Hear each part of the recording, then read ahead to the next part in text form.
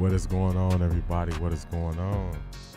Let me get rid of the intro. Let's kill the intro. Here we go. Here we go. All right, let me wrap up my sound check on my end. We got a great show, y'all. We got a great show. Just an indicator on if it's gonna be a good show or not. When I'm so anxious to get the show started that I actually start the stream at 10:30, you know it's gonna be a good one. You know it's gonna be a good one. Shout out to Van. Van, what's going on? You are here live. Good to have you here on Christmas Eve. Let me turn this off so it's not playing sound next to me. Glad to have you here. Welcome in on Christmas Eve. Merry Christmas to everybody. If you celebrate, C. Brown Run, good morning.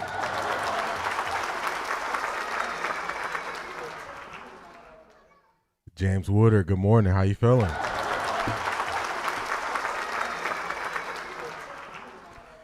Zedric, what's going on? Good morning.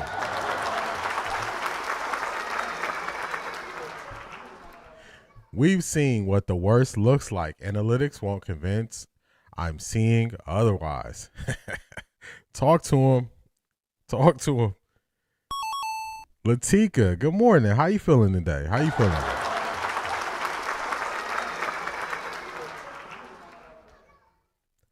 Let's go here. I don't think he went to school nowhere. If he went to school, he didn't learn nothing. I don't know if Jason Lloyd learned anything. We're going to find out today. C.A. Anderson, good morning. How you feeling today?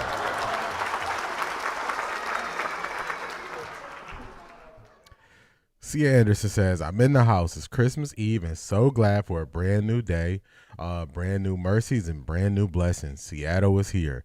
Thank you for being here. Thank you for being here. C.A. Anderson. C.A. Anderson. You are far too kind. You are starting off this stream on a totally different level. We haven't even made it through the open, but we got to do this right.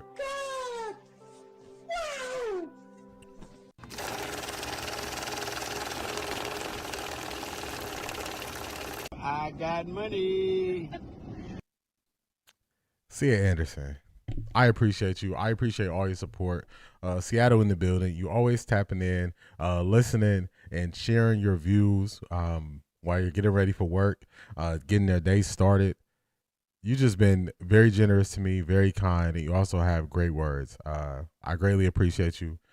Just wanted to bless you. Merry Christmas, my brother, son, nephew. Be blessed. Merry Christmas to you as well. And I greatly, greatly appreciate you. And you have timely words that always level set us when stuff is up and stuff is down. And I can't appreciate you enough for that. Thank you so much, C.A. Anderson.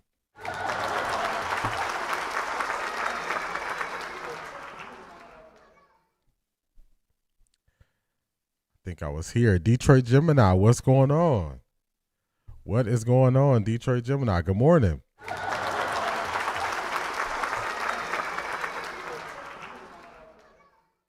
I just want y'all to know, Detroit Gemini is the reason for the stream today. I was going to do this stream. I was going to react to this main topic today. I was going to do a Tuesday for Patreon.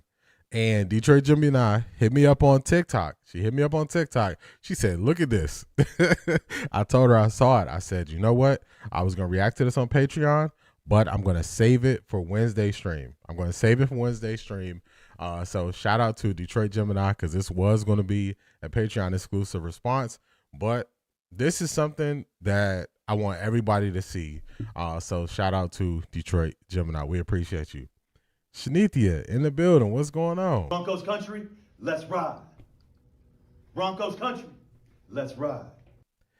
Welcome in. Also, the clip you sent me is funny because that clip of the afternoon drive was one of the clips I was going to use today. So that's kind of funny you sent it to me.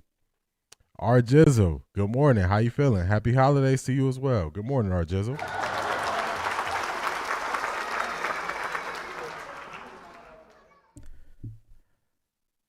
Merry Christmas, everyone. Chicago is here. 1006. What's going on? Welcome back.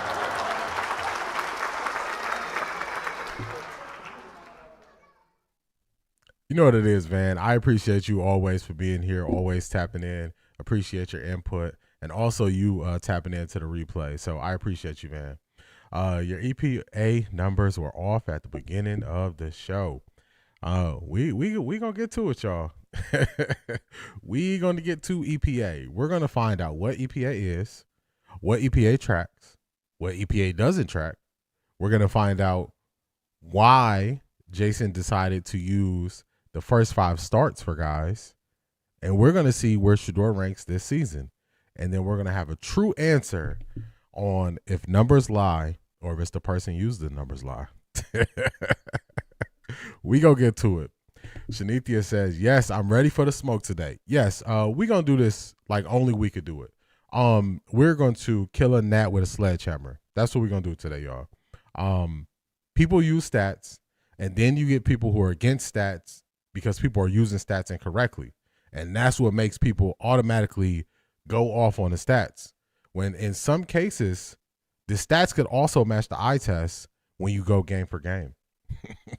Just remember what I'm telling y'all. I'm going to give you the answers to the test. Just stay with me. Latika is at work. Hopefully we keep you entertained while you're at work, Latika. Hopefully they're not working you too hard. Wet 11s, good morning. How you feeling?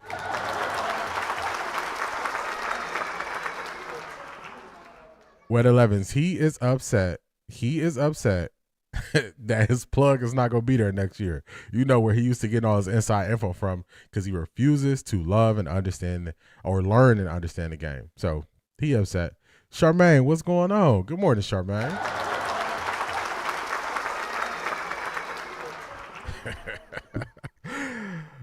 Lenoris, Jason Lloyd on that epic hate train. Yeah, this is a crash out, folks, in real time. In real time. That's what that is, y'all. In real time. We gonna see it. We gonna see it. Keith Hunt, Jersey in the building. Good morning to you. Good morning.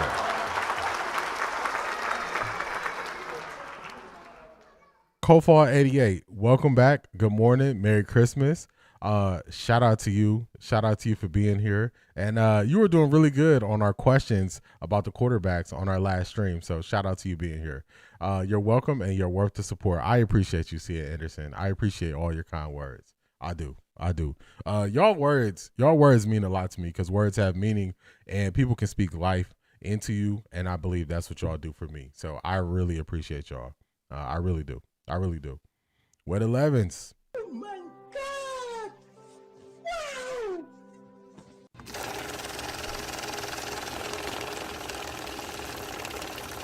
I got money. I appreciate you, Wet 11s. And also, I you've been here since right around Thanksgiving, and you've been locked in ever since then, and I appreciate you. I appreciate you and pray God's greatest blessings in your life. May he continue to keep you and guide you. Keep being great. Thank you for all you do. I appreciate you. Wet 11s.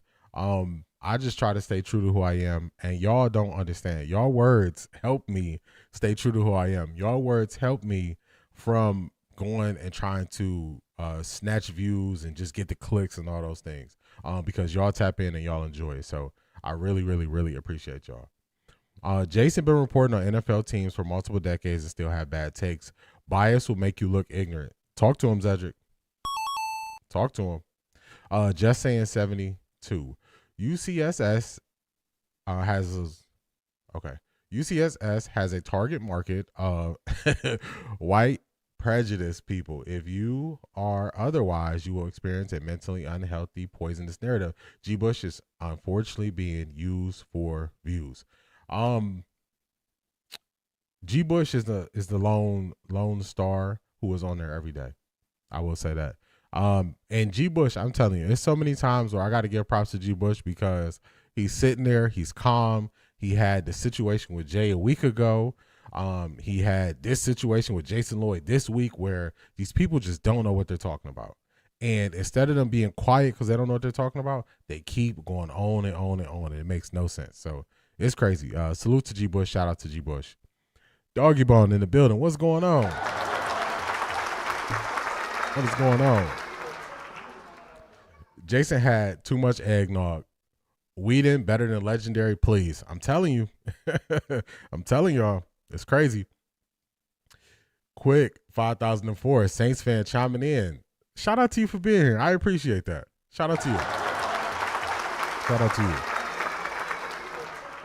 Maria's in the building, everybody. Good morning, Marie. You about to lose your job. You about to lose your job. You got Daryl defending Kevin like his life depends on it this morning. Daryl's all over the place. He all over the place. We had to put Jason Lloyd on the Summer Jam screen, y'all. Y'all know it's been a long time since I put one person, and I didn't tell y'all all the topics we was going to hit on the thumbnail, but it was necessary in this situation that we're not going to get too far deep into all the other stuff that they're doing, because we got to hit some of the stuff. We gotta kill this gnat with a sledgehammer when it comes to this EPA. Is it a good stat? Is it a bad stat? What does it track? Is Jason right? Is Jason wrong? All those things. We're going to get to it. Brent, what's going on? Good morning. What's going on? C. Brown Run, what's going on? I was fuming when I saw Jason's take on UCSS. Good morning to you.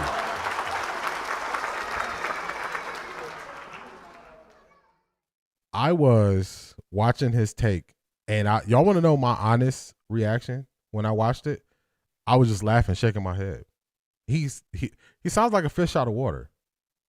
when I first saw it, because what I do is while I'm doing other things, I'll have something on YouTube playing. I'll have it on 2x the speed just so I can get a gist of what they're speaking on. And I stopped what I was doing and I rewinded it back, and I went to when he first started talking and I slowed it down, and I wanted to make sure that I wasn't just assuming what Jason was saying. I went back and listened to it, and I just was shaking my head and laughing, and I was like, he has no idea what he's talking about. That was my first thought before I even really went into what EPA is and all that stuff. My first thought was he has no clue. It's not stats, it's Silicon Valley. Get Silicon Valley out of professional sports. Numbers are jizzle. For the most part, I agree with you. But the Silicon Valley people they catching strays when they're not even the issue this time. They're not even the issue. This is on Jason Lloyd and what he's doing because he doesn't like Shedeur. This on Jason Lloyd. He got to hold his L. If it wasn't for secondhand info, Jason wouldn't have anything to say. Craig, I called that out a long time ago. I was like, I don't think he has a thought. And I started nicknaming, and I was saying that's a microphone. Microphone is just somebody who repeats what other people tell them. They don't come up with any original thoughts. And that's what I start calling them. We have to cancel UCSS. They have too many clowns. James Woodard, I just say don't give them the views. Every once in a while, they will say something, or they'll say something that's so egregious that we will respond to it. But for the most part, if you notice, I haven't been showing UCSS as much. I haven't been showing them as much. Because it's usually it's not enough. It's not enough to say. He will sound salty like Dylan's fiance. He was. And after he been getting torched online, he been crying. He been crying.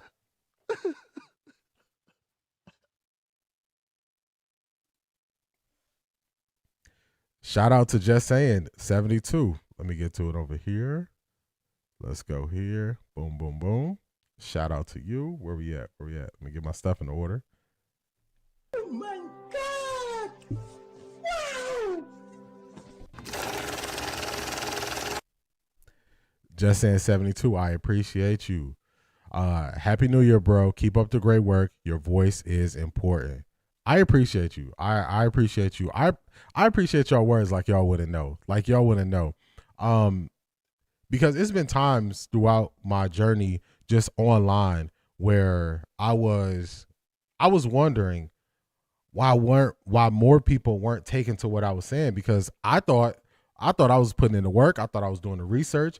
I thought I was coming and having honest conversations. And I was like, man, what is happening? I'm getting 20 views, 30 views. But I said, you know what? I'm just going to keep going, keep showing up, keep putting in the work. And eventually in God's time, it's on God's time. Of course, anything you start, you want it to just blow up right away. But sometimes you got to own your skills. You got to get better. You got to get more comfortable speaking. You got to get more comfortable putting together a show. And that's what I've been doing. So I appreciate y'all. I appreciate y'all tapping in, and I appreciate all of y'all support. Like y'all wouldn't believe. Like y'all wouldn't believe. Keith Hunt has something to say. Oh my God! Wow!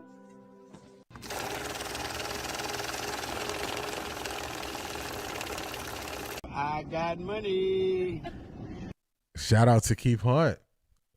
Jersey in the building. Always got to say that. D, I'm an Israelite, so I don't celebrate Christmas, but I heard spice rum is good this time of year. Yeah, spice rum is good. Spice rum is good. I used to be a bartender, so I used to just mix a lot of different drinks, and I used to do a lot. But now, so I can stay sharp, I really don't really drink at all. I'm thinking like, man, maybe after the stream on New Year's Eve, I might have a glass of wine, but just to maintain my sharpness and be able to put in the work that I put in, I don't really drink or anything like I used to. But shout out to Keith Hunt. I appreciate you. Keith Hunt is also somebody who's been here for a while, always tapping in, always supporting. And even though he's not the biggest Browns fan, he's a Shedeur fan. He tapped in, and he's been tapped in ever since he just kind of, became part of the crew, part of the regular crew. So I appreciate you, Keith Hunt. Shout out to you, Jersey in the building. Let me keep going through. Let's see. Where did I leave off at? I think I was around here. As soon as Jason said that Big G put him in the blender and made him a daiquiri. Draper, he did. He had him looking. Jason started getting mad. He started getting mad. Even if Shedeur leave Cleveland, I'm going to still support you. I appreciate you. I appreciate you. Beast, you've been one of my people who've been riding with me since the beginning. So I definitely appreciate you. And y'all know, I'm just going to get on the bus. Let me on the bus, y'all. Shedeur go to another team. Let me on the bus, y'all. Let me on the bus. That's all I'm saying. That's all I'm saying. Let me on the bus. Man, oh man. Y'all are so kind. Y'all are so kind. Y'all are so kind. I feel like I'm giving what is it when you're at a award ceremony and you're giving a speech for every person who supported you along the way. That's how y'all are for me. Shout out to Marie, y'all. Shout out to Marie. You about to lose your job. You about to lose your job. Marie is one of the people who has been pushing me from the first day she got here. She like, hey, why we can't super chat? Then Charmaine asked about it. And she like, hey, put your links up here. So I said, you know what? Y'all, two times y'all asking me about it, I'm going to put the links up. Oh, try this. Do this. Try this. And she is the reason why we have one of the legendary sound effects that we use all the time that so many people enjoy. This one right here. You about to lose your job. You about to lose your job. Marie told me to get it, so I got it. So I appreciate you. You've been repping. I think I was, how many I tell you I was away, Marie? 270 or something like that. 270 away when you first got here. So shout out to you. D, Merry Christmas to you and your family. Keep up the good work and always trust God for all things. I appreciate you. I appreciate you, Marie.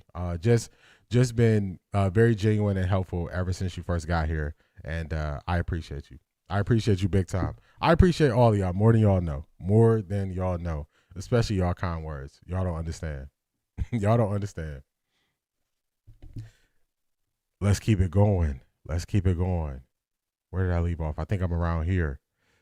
I feel like we have become a family. Yeah, this is a community. When I'm getting ready for my stream, I'm looking forward to seeing y'all the next day in the chat, us having this conversation. Because to me, this is like us having a conversation. It's like an extended conversation. It's like, man, you ain't gonna believe what he done said, and then we talk about it. So I really enjoy this. I really enjoy the camaraderie. I really enjoy the family feeling. So I appreciate all of y'all. I appreciate all of y'all. Shout out to y'all. I definitely feel the same way. Definitely feel the same way. I didn't like how all of them tried to gang up on him either. Bull swear he's in the middle. Bull is not in the middle. Bull is not in the middle. It's a lie. It is a lie. We are a family for real, Shanithia. For real. And you already know, Charmaine. Ohio State. Kofar, 88, 9 games, 7 starts, 7 TDs, 9 interceptions, 48 completion rates. Eli Manning rookie season. We can do this all day, and these made up stats show liars going lie. That's a fact. That's a fact. That's that salad neck talking. A hole on each side of the neck with a word salad falling out each hole at the same time. For real, man. Salad all over the place. He done made a mess in that UCSF studio with all the stuff he been talking about. He done made a mess in that studio. Clean up these people's studio. Coming up here spilling salad all over the place. Detroit Gemini says, I was livid. Couldn't be. Yeah, Detroit Gemini, when you sent it to me, I said, I'm going to save it right away. I said, we got to go through this the right way. Tessa, what's going on? Tessa, how you feeling today?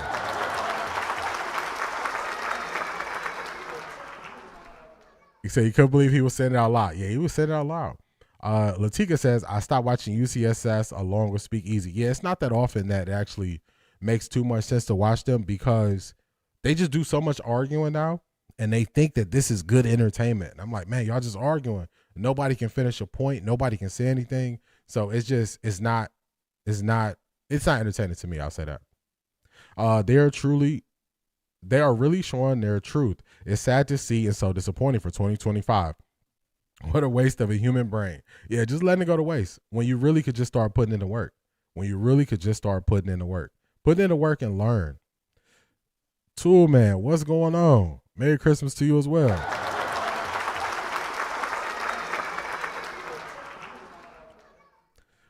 Tool Man, did you go see Avatar?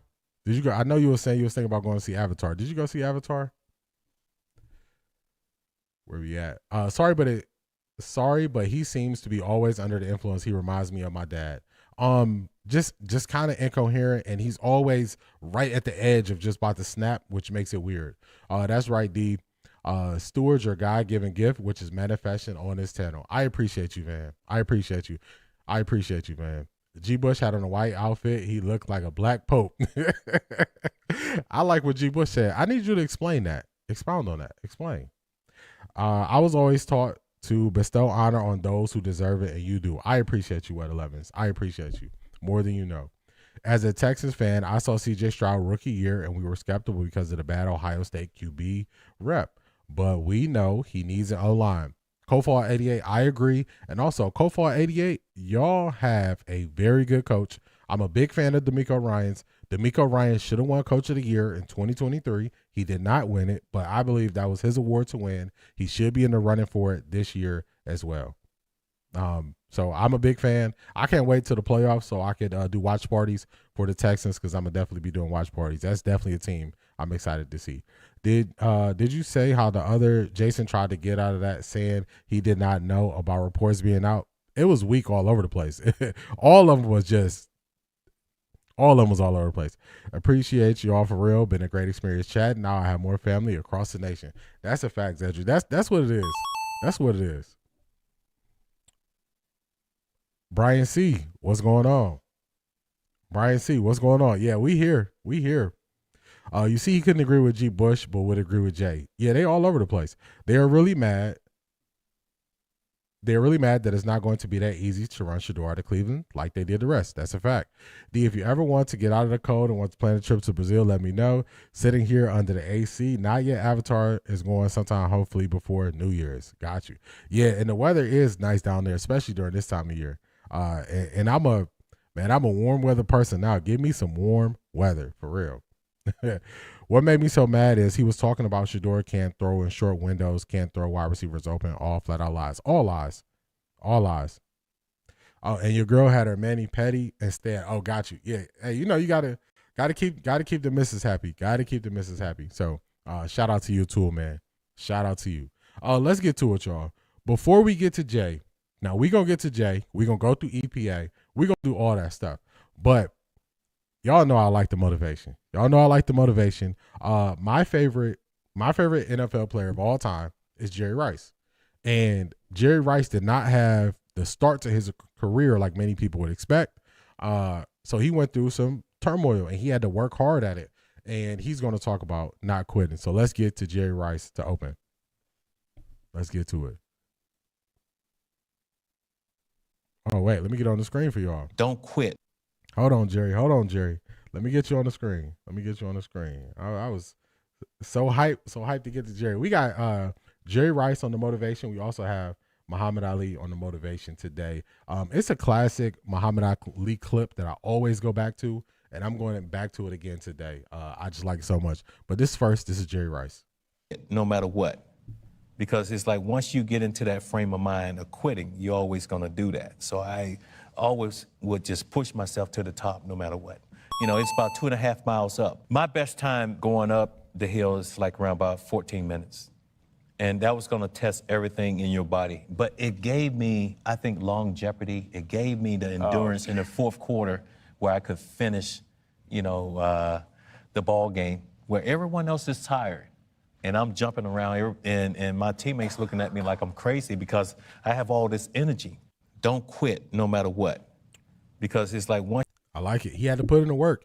Jerry Rice wasn't the fastest. He didn't have the best hands. He put in the work. That's what made him great. He put in the work. UCSS hosts don't want to speak on facts, but G. Bush is so strong he has already put Tyvus to the light. He did, because Tyvus was shaky for a while. It's funny how the only one on the show that knows the game is G. Bush. That's a fact. They're going to spend the summer questioning that Barry made the wrong decision. They will. You can, Zedric, you see how you can already see the narratives writing themselves? They are already writing themselves. The narratives are already happening. Nationally, though, the narrative has changed about Shedeur, saying he's doing well considering the circumstances. That's a fact. This is something I really like. I like this energy. So I felt this was appropriate for today. This was appropriate. I'm experienced now, professional. Jaw's been broke, been knocked down a couple times. Bad. Been chopping trees. I done something new for this fight. I done wrestled with an alligator. That's right. I have wrestled with an alligator. I done tussled with a whale. I done handcuffed lightning, throw thunder in jail. That's bad. Only last week, I murdered a rock, injured a stone, hospitalized a brick. I'm so mean, I make medicine sick. Man, dude. Bad. Ain't no doubt. Fast. Last night, I cut the light off in my bedroom, hit the switch, was in the bed before the room was dark. Incredible. Fast.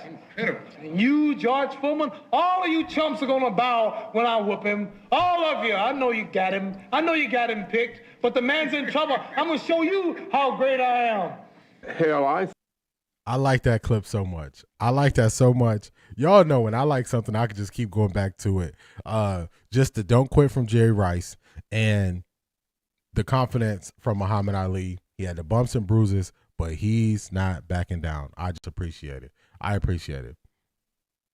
Like Shedeur Sanders said, you got to get to know me now. You got to get to me now. That's a fact. Very similar to what Coach Prime said. Very similar. Now, we will. Let me pause this real quick. Because I'm still going to put it on the show for y'all. Before the room was dark. That's fast. Cut off that light quick. Y'all know I'm still going to give y'all a show. I'm still going to give you a show. So, do y'all remember I was telling y'all Deshaun Watson not going to play? And I said this months ago, and I said, don't feed into what they're saying about Deshaun Watson playing this year. Do y'all remember I said that to y'all? Don't feed into it. This is just the media doing stuff for clicks. And I said, don't worry about it. Don't worry about it. I said, I gave y'all one reason why Deshaun wasn't going to play, and it was money. And I told y'all, if Deshaun Watson played, the Haslams would lose their insurance claim. I always told y'all that. And I remember when they opened the practice window, I told y'all, I said, don't worry about it. I said, what you need to worry about is when the practice window is closed, the decision that they make. I said this to y'all. I said it to y'all. So now this is what we're going to do. We're going to play this in reverse because I'm going to rewind it back to when I said this. I didn't even make a new video, y'all. I'm only going to go through the Deshaun Watson thing one time because it's not even worth going to the Deshaun Watson thing more than that. He suffered a second Achilles tear, and he had his second surgery January 10th of 2025. Do we really believe somebody who had their second Achilles surgery in the same calendar year is going to be playing football in that same calendar year? Just a question. Nobody believes that. And this is just the media playing with narratives, trying to get people riled up. I'm not going to fall for it. There you have it. I didn't even make a new video. I didn't make a new video because sometimes you just got to go when the writing's on the wall and see it and put it out there. I told y'all what they was doing. Now let's see what Kevin Stefanski said yesterday. Come on, Kevin, talk to him. Hold on, let me make sure this other video don't start playing in the background. 2 days now. Yeah. I think it is obvious. Hey. Calm down. I'm coming to y'all. Afternoon drive. You up next. I'm coming to you. What you got to say, Kevin? Activate Deshaun, so he will go to reserve, back to reserve PUP. But really proud of the progress that he's making. Doing a really nice job. I'm taking my victory lap, y'all.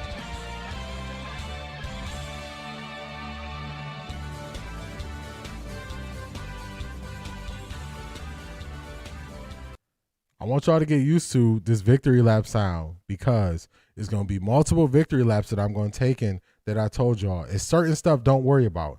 And when they get to yapping about it on the radio in Cleveland and nationally, and they bringing up the Deshaun Watson and they have all these quarterbacks and all this stuff, I told y'all don't listen to it. I told y'all don't worry about it. Don't worry about it. I'm not just saying this stuff out of nowhere.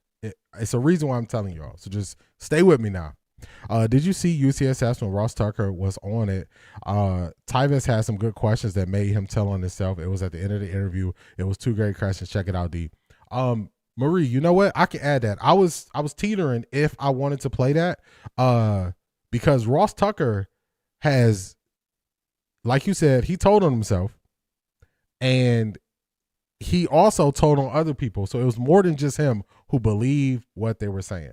We can get to it. I wasn't sure if I was going to play it or not, but I did see it, but we could definitely get to it. For sure we can. They're also very mad at AB staying and Kevin is going. They don't want that. They don't want that at all. I always caution my kids about staying on a bus that is getting ready to plow into a brick wall. Jay and Jason, get off the bus. It's going to crash. C.A. Anderson, that's so true. Ross Tucker got off the bus. That is what Marie is talking about. Ross Tucker jumped off the bus and said, I'm not running into this wall with y'all. They stayed on the bus.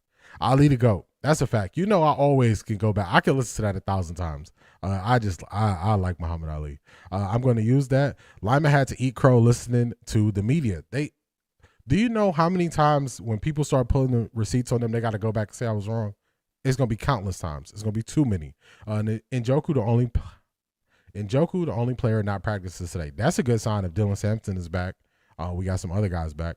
Yes, I remember it's going to be the same thing about drafting QB now. That's a fact. What's something else I told y'all? Way out. I think Beast asked me a question. And I said next year the QBs are going to be Shedeur at 1, Deshaun at 2, and Dylan Gabriel at 3. Y'all know what's happening now? They are saying, well, we might not have the money and we might just have to keep Deshaun on the roster. You think? All you had to do is look at the money. Look at the money. Trying to stir the pot. They were trying to stir the pot, C. Brown run. C.A. Anderson. I called it. It was so obvious. I was like, how do y'all not see this? And in the longer form version of me talking about that, I said, do y'all think Jimmy Haslam is going to get into bed that night with his wife and say, you know what? Because I like Deshaun so much, let's forfeit this $44 million that we was going to get an insurance payout since he was injured the year. She would kick him out the bed. He'd be sleeping in the front lawn. He wouldn't be sleeping on the couch if he tried to do that. And I knew it wasn't going to happen. So that's why I said it. That's why I said it so confidently, like Deshaun is not going to play. He's not going to play. Kevin is in job saver mode now, but too late. Better get that resume updated. Facts. He got to get it right. Get it updated. UCSS, the show is just disingenuous in totality. Guess who played the game of vices, ignored or discredited? They bring Mary Kay Aditi on the show and throw them volleys so they can run negative narratives. Yes. If you notice, I want y'all to pay attention to something. Pay attention to Cleveland media and pay attention to who they have on which show. Have y'all noticed that every single person in Cleveland media does every single show? They just keep going from show to show to show. They go from the radio to UCSS to this person's show to this person's show and right back around. It's a loop of the same people repeating the same stuff. How do you get new information? How do you get new perspective? How do you get an outside view? You can't get it when you keep rotating the same people, bringing them back. So it's just there. Kevin been speaking very highly of Shedeur now. Wonder why. We know why. You about to lose your job. You about to lose your job. That's why. It's always that one that is too stubborn to stay on the bus. This time it's two. That's a fact, Cedric. Do y'all think Dylan will request a trade? Nah, I don't think he will. I think Shedeur does more than enough to make him feel comfortable, even if the fans and stuff don't feel comfortable with him. Asante, what's going on? How you feeling?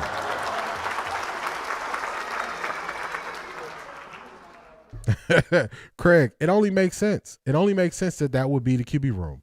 Any chance we could beat the Steelers? I think we can. Without DK Metcalf, and they don't really have no receiving targets, I think we can. They don't have anybody who can just win at the line of scrimmage like DK. I think it's up in the air. We can. Haslam will use Shedeur's name and face to make money. You know he's not giving up $40 million insurance money. That's a fact. It was easy. It was easy to find out. Mary Kay Cabot is just messy. She is. You know what happened? The Browns have been bad for so long. So they have got so used to just being messy that now that you can just focus on the football because you have a bright light like Shedeur here, that they don't know how to turn and just do it that way. They can't adjust. They can't pivot and say, all we got to do is talk about Shedeur as a football player. They can't do it. Cannot bring themselves to do it. So they can't do it as bad as they want to. Let's go. I venture to think Deshaun is smart too. Why should he bank his body up for money he is going to get anyway? Practice a little, pay me a lot. Sounds smart to me. C.A. Anderson, I agree with you. Okay. What does Deshaun Watson have to gain from going out here playing versus the offensive line with these receivers and no timing? He can't gain nothing. Kevin Stefanski better have a video or auto recording of him being told not to play Shedeur. If he want to keep his job, he got to have that. DG isn't in a position to ask for a trade. Who would want a QB of his stature? Craig, that's it. Only if it was like a team that faced multiple QB injuries, something like that. But where would he go? And he can't determine his own fate. So it would make sense. All right, let's get to this is afternoon drive. Let's get to it, y'all. Who has approached the Shedeur situation with a clear and open mind, and who has not? And I think if we started doing the Venn diagram of guys who at some point made a decision on Baker Mayfield, and then let's just say no amount of information was ever going to change that opinion, that Baker was never going to be any good, he was the problem, you shouldn't pay him, then I think if you kind of laid the Venn diagram up over the same thing with Shedeur, I don't think it's a mistake that the same guys who ran Baker Mayfield out of here in the Cleveland media really seem to be the guys who've already made up their decision on Shedeur Sanders. I don't want to say groupthink, but I just think it's interesting that you and I, in different moments, have made comparisons between the Baker saga, who Baker was, why he got a hard time in this town, and Shedeur. And now this is coming to fruition in real time that there is a clear and obvious bias against Shedeur. And I think if you just kind of pay attention, you can tell the people who are not evaluating Shedeur the player and are instead evaluating the noise that comes with Shedeur and allowing that to be their prevalent opinion on the young man. All right, so I totally agree with that. If you look at Shedeur the player, you would not come to the conclusion that a lot of these people have came to. Then, if you are mad that Shedeur's fans or Shedeur supporters are... If you're wondering why Shedeur supporter, you don't like how they clap back at you and correct you, that's a you problem. That's not an everybody else problem. If Jason Lloyd gives that take about anybody else, people still coming at him the same way. So it doesn't matter who he gives a take about. They think, oh, it's only bad because I'm saying it about Shedeur. Nah, it's just a bad take all around. So Beast had a question. Do you think Dylan Gabriel is a career backup? Man,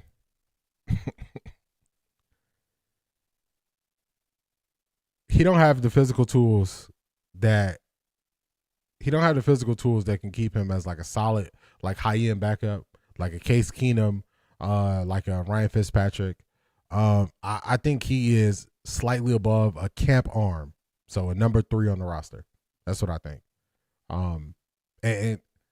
And I don't mean that in a mean way. I don't mean this in a mean way. This is not like to slander him, but this is just if you look at his skill set, if you look at his size, if you look at things he can improve, it's not that much he can improve. So I don't think he's a high end backup. I think he's just a camp arm. I'm sorry. That's what I think he is. As soon as you get 11 guys out there on the field, or going across from him, you just see the limitations is there. That's just what it is, unfortunately.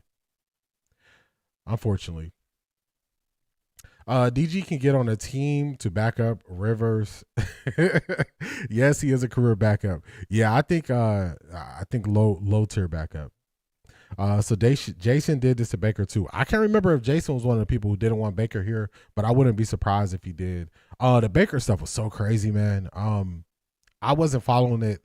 I wasn't following the media side as closely as I'm following it now. So for me, I just remember people turned on Baker quick. They just turned on him quick. And he was beefing. I remember like the big blow-ups he had, like with the Mary Kays, and I think it was Jeff Patrick or something. I can't think of the older guy's name. I think those are the people that I remember his beefs with. I can't remember if it was Jason. Because Jason at the time, I think he was a Cavs beat writer. And UCSS wasn't even a thing yet. UCSS has only been around for 3 years, I want to say. So UCSS wasn't a thing. So some of these people, we weren't even hearing from them. Jason Lloyd was a beat writer for the Cavs at the time. So we wasn't hearing from him. So it was just a different circumstances. Yes, they ran Baker out of there. They did. DG only got in the league because him and Kevin had the same agent. Yeah, they got some. They had some backroom deals that got him in the league, especially that drafted that early. Dylan needs to get out of Cleveland. Them fans don't like him. They boo him every time he get in. He need a evacuation plan. Hey, just be number 3. Be number 3 and hope you don't got to play. That's it. Why is Cleveland sports media so toxic? I've never seen anything like it, but they think the fans are the problem. It's so weird. Because they've been able to be this way for so many years. For so many years, the Cleveland media, nobody paid attention to him. Nobody paid attention to him. If you weren't a diehard Browns fan, why would you watch a team that won 1 game in 2 years? So if nobody's watching the team, nobody is watching the media. And the media could just do or say whatever they want to say. So for so many years, they were able to do this stuff unchecked. Now, as soon as you put some of these people up to the light, you like, they don't understand the game. They don't really have a voice and opinion. They're just microphones. And they've been able to get away with it. And then they just write the articles. Do y'all remember when I took y'all back when we had Johnny Manziel and Brian Hoyer, and I showed y'all how they were talking about Johnny Manziel and Brian Hoyer towards the middle of the season, and the Cleveland media was the same?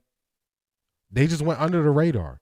Now you shine this bright light on them, and everything looked funny in the light. That's what it is. That's what it is. Baker hit his ceiling here, and even if you watch him now, he is only going to take you so far. C. Brown run, I agree. As soon as his wide receivers and offensive line started getting injured, he is not a player that elevates the team. He is a very high-end cog in the system. That's what he is. He's a cog in the wheel. So if you need him to elevate guys who are not as good, that's not Baker. And that's not nothing wrong with him, but that's what he is. They say nothing about Dart's terrible game. Don't even want to hear about it either. They act like it didn't happen. 100% correct on DGD. Yeah, I see him as a camp arm. Dylan needs to go to the UFL. Cleveland media wants Mendoza. Once we get through the season and y'all wonder what the shows are going to be about, some of the shows are going to be breaking down these college guys in depth. So it's a lot of stuff that they said about Shedeur. He take all these sacks. Y'all want to know who else take a whole bunch of sacks that they said they would move heaven and earth for? Lenore Sellers. He got sacked 40 times this year. They said they would move heaven and earth for Lenore Sellers. He got sacked 40 times this year. Do sacks matter? They held that against Shedeur. So, I mean, once we start We're gonna look at what Mendoza did at Cal. It's gonna look funny in the light, y'all. I'm just warning y'all because I already start kind of doing some of the stuff on my end. These people are gonna look funny in the light. Once you shine a light on them, they're gonna look just like the Cleveland media. You're gonna say, "This the person you hyped up?" Oh, we're gonna put their stats up versus Shedeur stats in college. We're gonna put them up against Dylan Gabriel's stats in college. We're gonna put them up there last year in college. We're gonna do it, y'all, and y'all are gonna see that these guys gonna look real funny in the light. Dante Moore. At the beginning of the year, I said he hasn't played enough for me. Now people are saying, you know what? I don't know. He hasn't really played that much. Well, you could have did the math at the beginning of the year. His first year as a starter, I think he started 3 games before this season. He was only going to get so much starts. He was never going to get past 20 starts in college. You could have figured this out. I said this months ago. So y'all will see. It's going to get funny in the light. They need to ban Mary Kay from the team. She starts too much mess. You want to know what's crazy, Craig? she in the Hall of Fame. She's in the Hall of Fame for this. It's crazy. Dylan Sampson said, I better get back on the field now because the other 2 running backs, Williams and Case Sanders, balled out on Sunday. He said, I'm not losing my job. That's a fact. He said, Kevin, you can lose your job. I ain't losing mine, though.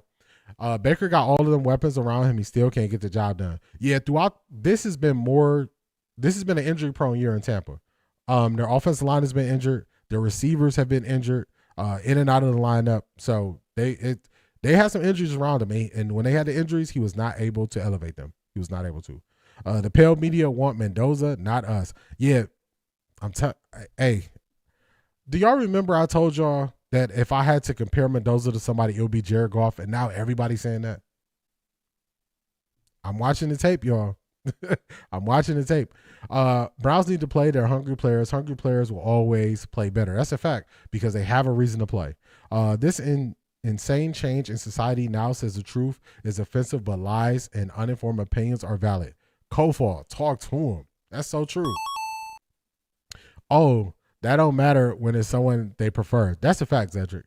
Sellers can't throw. He's going to be AR 2.0. He needs a lot of development. Lenore Sellers needs a lot of development. I watched Lenore Sellers at early in the year. He was one of those people by week 4, I say he need to go back to school. I watched him for 4 weeks. I watched 4 full games of him. I say he needs to go back to school right away. And it only played out more once people saw him longer. He needs to go back to school. They can try that Baker crap, but it won't work because Shedeur is different.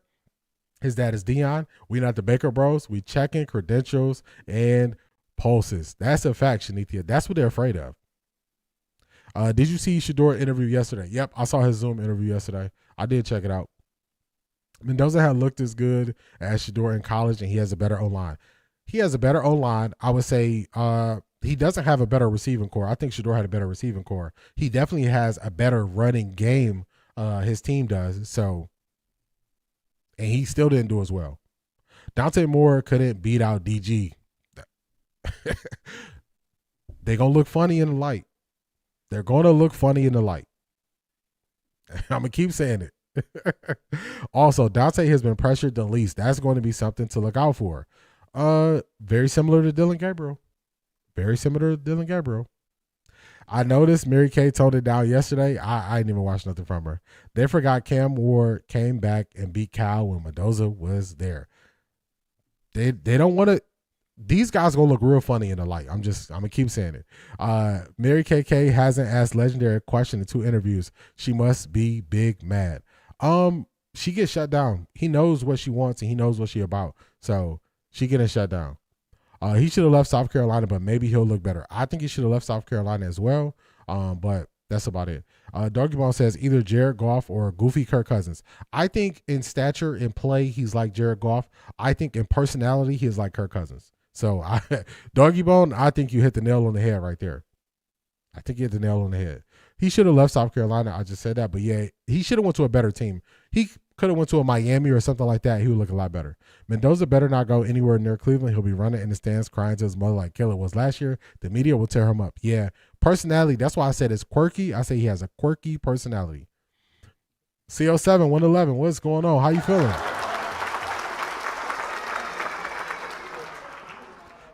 I would first like to thank DK for removing himself as an option for Sunday's game. Let's hope to show the Cleveland game on TV. Yeah, hey, DK ain't gonna be there, and they don't have receivers. They don't have receivers.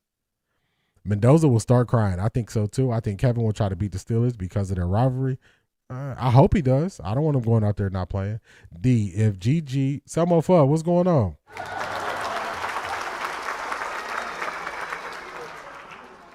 D, if DG would have been the QB who threw that pass to Njoku or Juckus, people would have called them hospital balls. Hold on. If DG would have been the QB who threw that pass to Njoku or Juckus, people would have called them hospital balls. Are you talking about the touchdown pass where Njoku came down on his knee? Remember, he initially injured his knee because of the hospital ball that DG threw.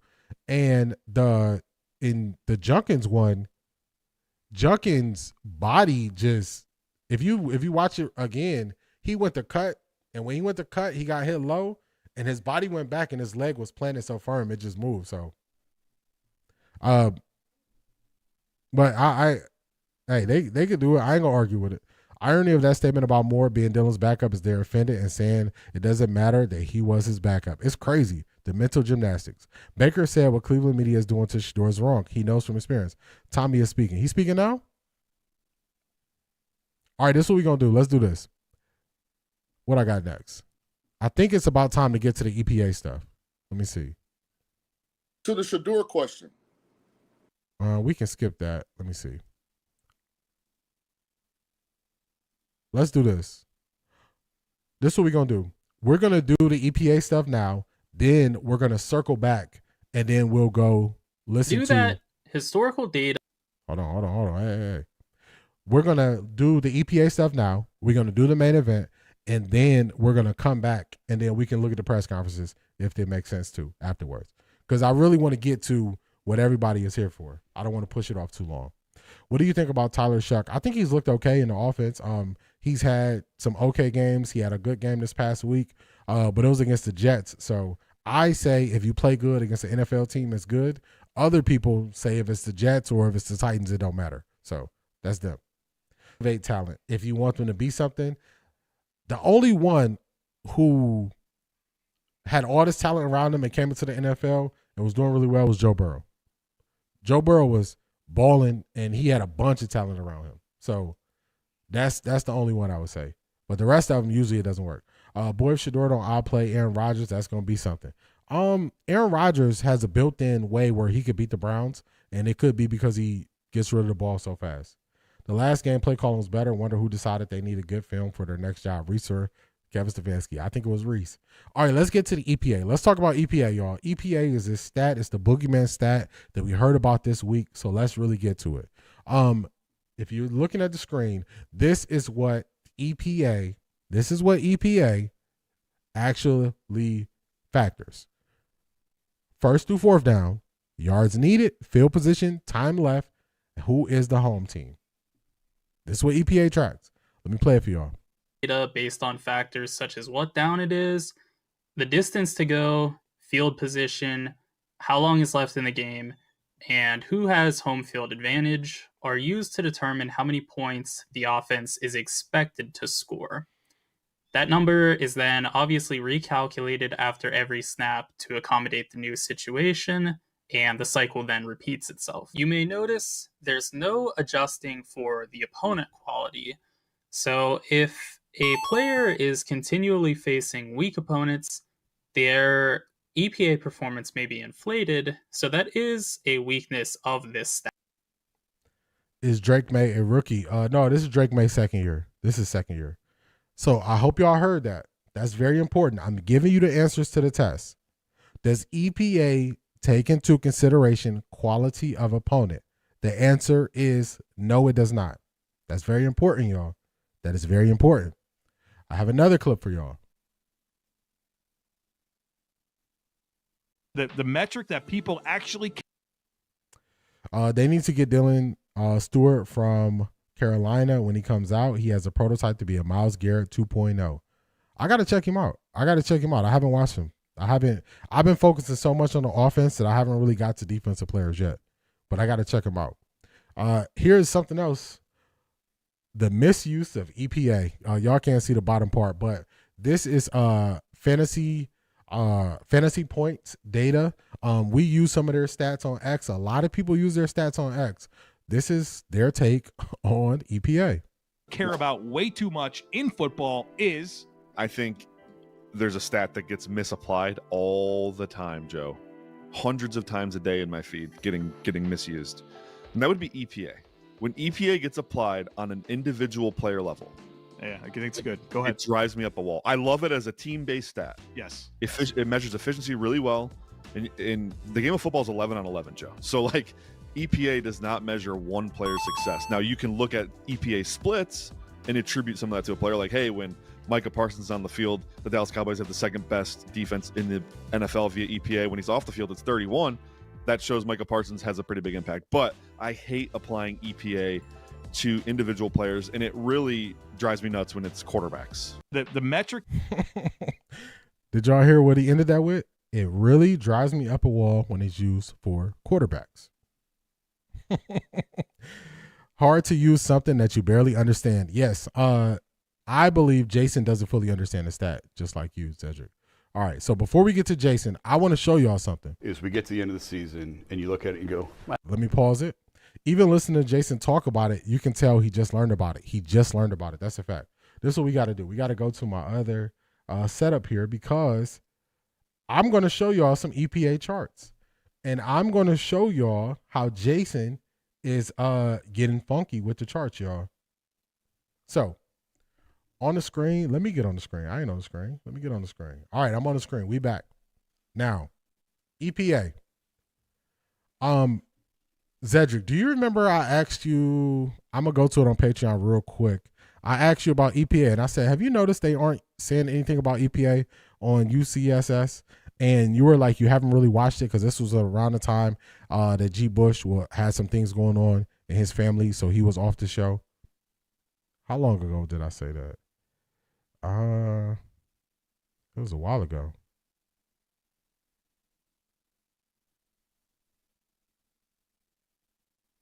I'm trying to see. Because it was a while ago I asked you. This was December 5th. So on December 5th, I asked you about EPA because I know that they like it on UCSS and they were not using EPA. That was December 5th. I think McNuggets feeding him that info. He defended him on X right now. Last week I told y'all McNuggets numbers are janky. McNuggets numbers are janky. I don't know where he getting his stats from, and I proved that on Patreon. If you want to pay members on Patreon, you see that I showed that his numbers don't align. I don't know where he getting his numbers from. Also, EPA, they wait. Kofal, you can't hear me? Hold on. Make sure my sound is good. Y'all know I can't play with the sound. Slight delay. Okay, let me see.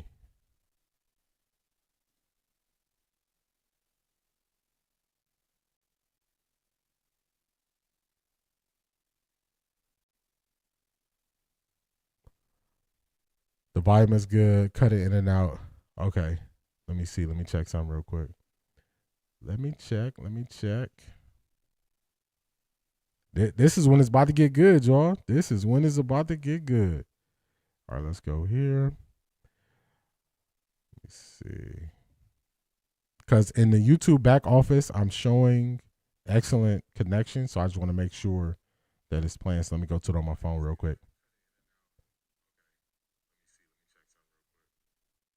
Okay, I see. It is delayed. It's a little delay. Okay, I got it. All right. So the sound. You might have to refresh it, Kofal. Okay. Appreciate y'all. Y'all know I be nervous. Y'all know I be nervous about the sound. That's the one thing.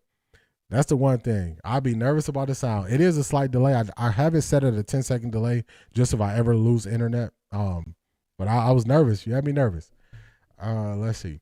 Aaron Rodgers played against Deshaun Sanders once in the NFL during Rodgers' rookie season. He faced Sanders on December 19, 2005, when the Green Bay Packers played the Baltimore Ravens. Man, that was a while ago. All right, I appreciate y'all for letting me know. I was nervous.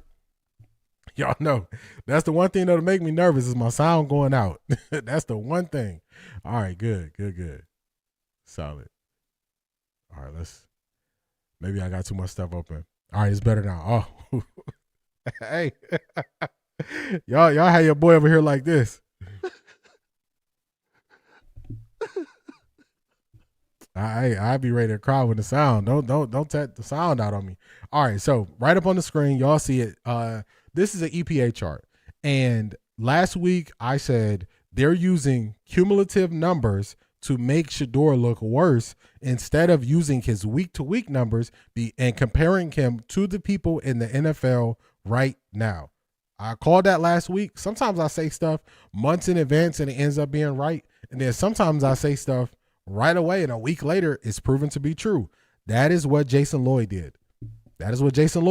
So I'm going to show y'all the EPA every week that Shedeur has played, and then we're going to listen to Jason Lloyd, and I want y'all to tell me if he is being true with these numbers because we got him on the Summer Jam screen.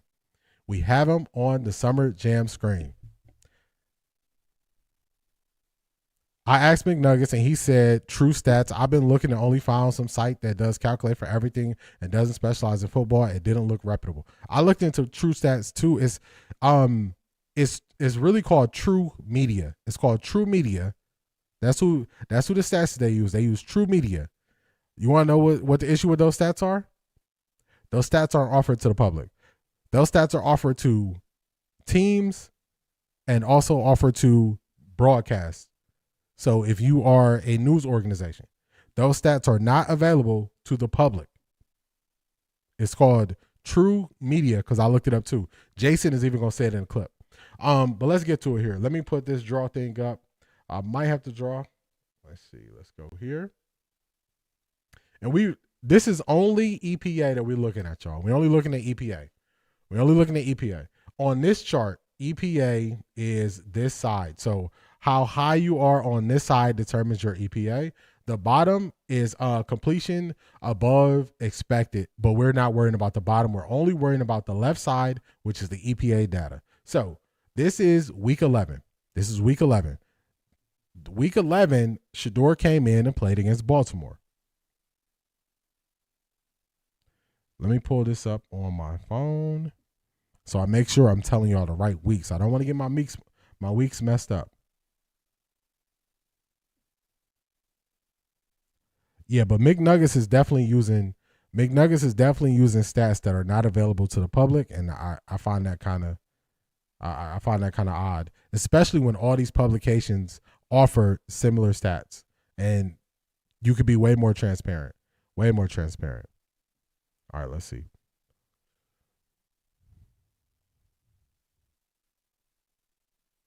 Okay, Baltimore was week 10. No, Baltimore was week 11. So y'all see right here. This is Shedeur Sanders. He was the lowest. This is versus Baltimore. It was low. That's low. He didn't play the whole game. He played the second half. That was against Baltimore in week 11. Let's go week 12. Make sure I can see my notes. All right. Week 12. Let's find Shedeur on week 12. Remember, I told y'all, EPA is how high you are on this side of the chart. So you want to look for the height on the chart. Look where Shedeur Sanders is in week 12, y'all. Shedeur Sanders is here. Who is below Shedeur Sanders in week 12? Baker Mayfield, Teddy Bridgewater, Joe Flacco, Davis Mills, Trevor Lawrence. This is why they don't want to use week to week. So in week 12, Shedeur started. This is against the Raiders. He was ranked 14th out of 29. 14th out of 29. 29 quarterbacks, he was ranked 14th. That's why they don't want to use the week to week. All right, let's go week 13. Week 13, Shedeur is right here. Week 13, Shedeur was ranked 27th out of 32 quarterbacks. He was ranked 27th. Let's go week 15. Week 14. Week 14, Shedeur is right here. Shedeur in week 14 was ranked 11th. He was ranked 11th out of 31 quarterbacks ranked that week. So do y'all notice? Now you're starting to hear Shedeur had some very good games in EPA, and he had some games that were not so good.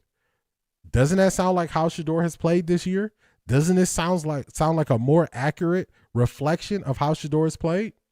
All right, let's go week 15.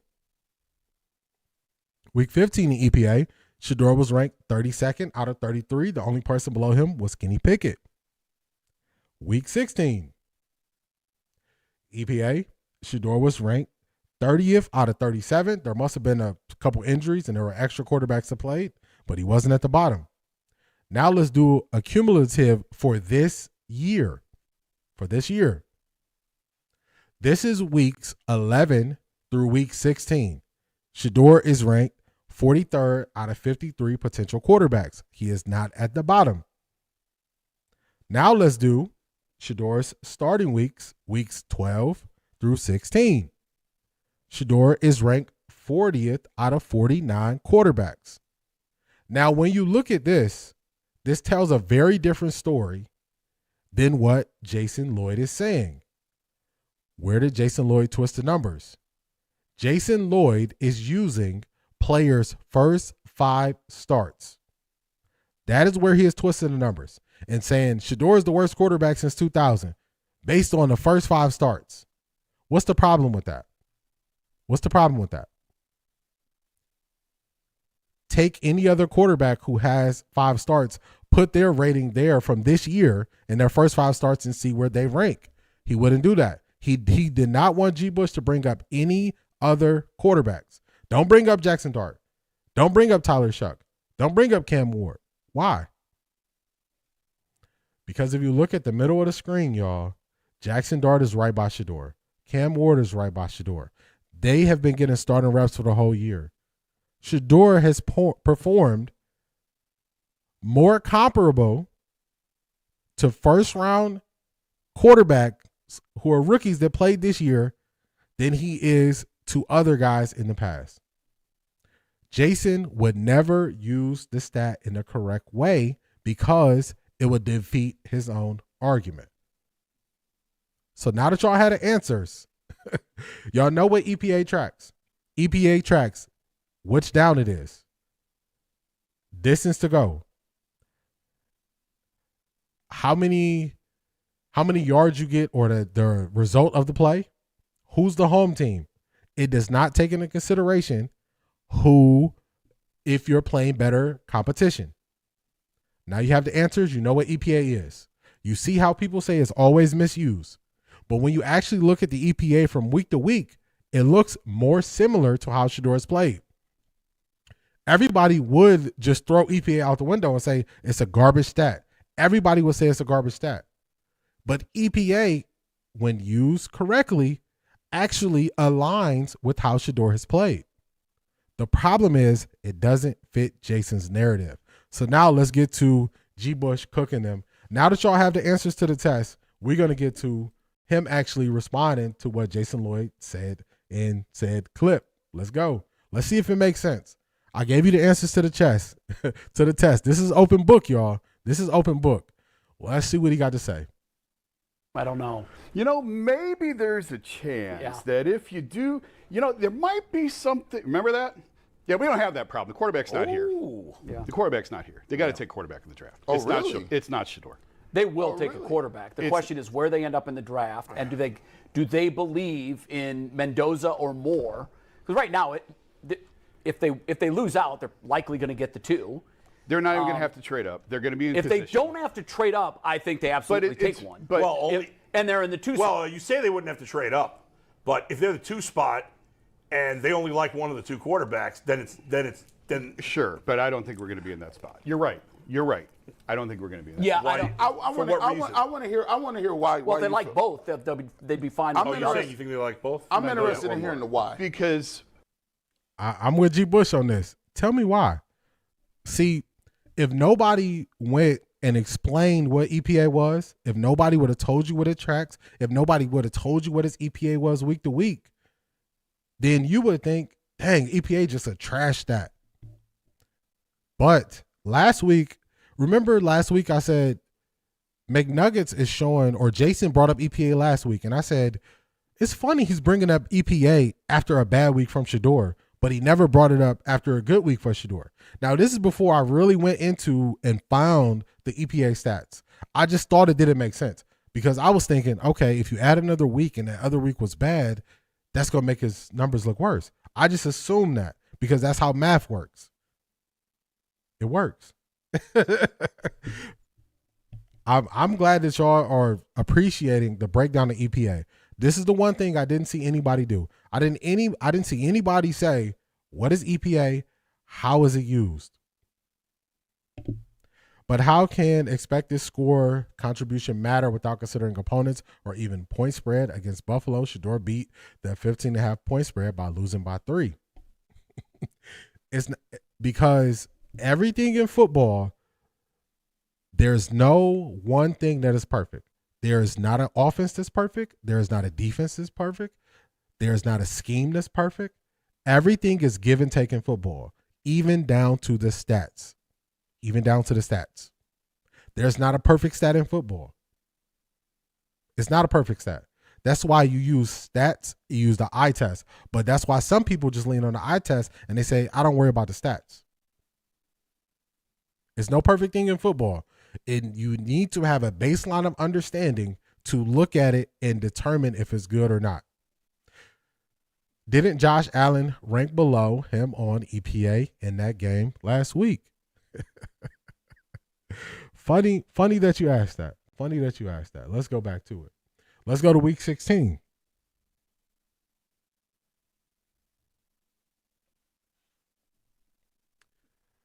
Josh Allen did rank below him. He did. Funny that you asked that. Let me show y'all where it is listed there. All right, let's go to it. You're going to see Shedeur Sanders right here. This is orange. Orange is Shedeur Sanders right there. This is Josh Allen. Remember, it is on the vertical axis. Josh Allen is ranked below him. So, Lenoris, you are correct. The problem is that also would not fit Jay's narrative. Are y'all seeing, y'all picking up what I'm putting down? Are y'all seeing where the issue is? The issue is not the stats. The issue is their interpretation of the stats, their lack of understanding the stats, and how and when they choose to use the stats. Browns passed on Mahomes in 2017. Yeah, everybody would have took Myles Garrett though. Everybody would have took Myles Garrett. Nobody would have not took Myles Garrett in that draft though. So G. Bush rightfully says, explain. Talk to him. You can say he needs more around him. You can say and he the does. offensive That's fair. line. You can say the offensive line isn't any good. Listen, the metrics will tell you, and there's more than the metrics. The metrics will tell you he is the worst quarterback this century by drop back per EPA. He's worse than Jamarcus Russell. Explain that. Like, I know we've talked about it before. This is where he's going to start to get in trouble. He thought that was going to be the mic drop. He was going to be able to say that. Nobody was going to follow up. The problem is everybody sat there and said, explain. Tell me more. Break this down for me. It takes into account down and distance, field position, home or away, time and score. It is the most all-encompassing metric that you can use to measure. He's wrong there. Listen to the first question that Adam the Bull is going to ask him. Let me rewind it back so y'all can hear it. We've talked about it before. It takes into account down and distance, field position, home or away, time and score. It is the most all-encompassing metric that you can use to measure a quarterback. It takes into account records. Does it take into account his teammates? That's what he said. Does it take into account his teammates? Yes. It shows that if the EPA wasn't good before Shedeur was starting, the team is not that good. He wants to skate past that one. It's more than the metric, but here's the metric. So do the metrics matter more or not? These are the questions. What really pissed me off is that he was so absolute that Shedeur is the worst QB in this century. He really thought he was doing something too. He thought that was going to be a mic drop. He was expecting to say that and nobody follow up. This is where it's going off the rails because now he gotta just double down. So every question that follows, when people ask him about it, he just gonna say it count that. It's all encompassing. No, it's not. I just showed y'all what it uses. Also, I give you an example. If it's third down and 10, your team runs a screen plays. You throw the ball behind the line of scrimmage on a screen play. You don't get all 10 yards. You get 9 out of 10. Do you think that's a positive or a negative in EPA? That's the question.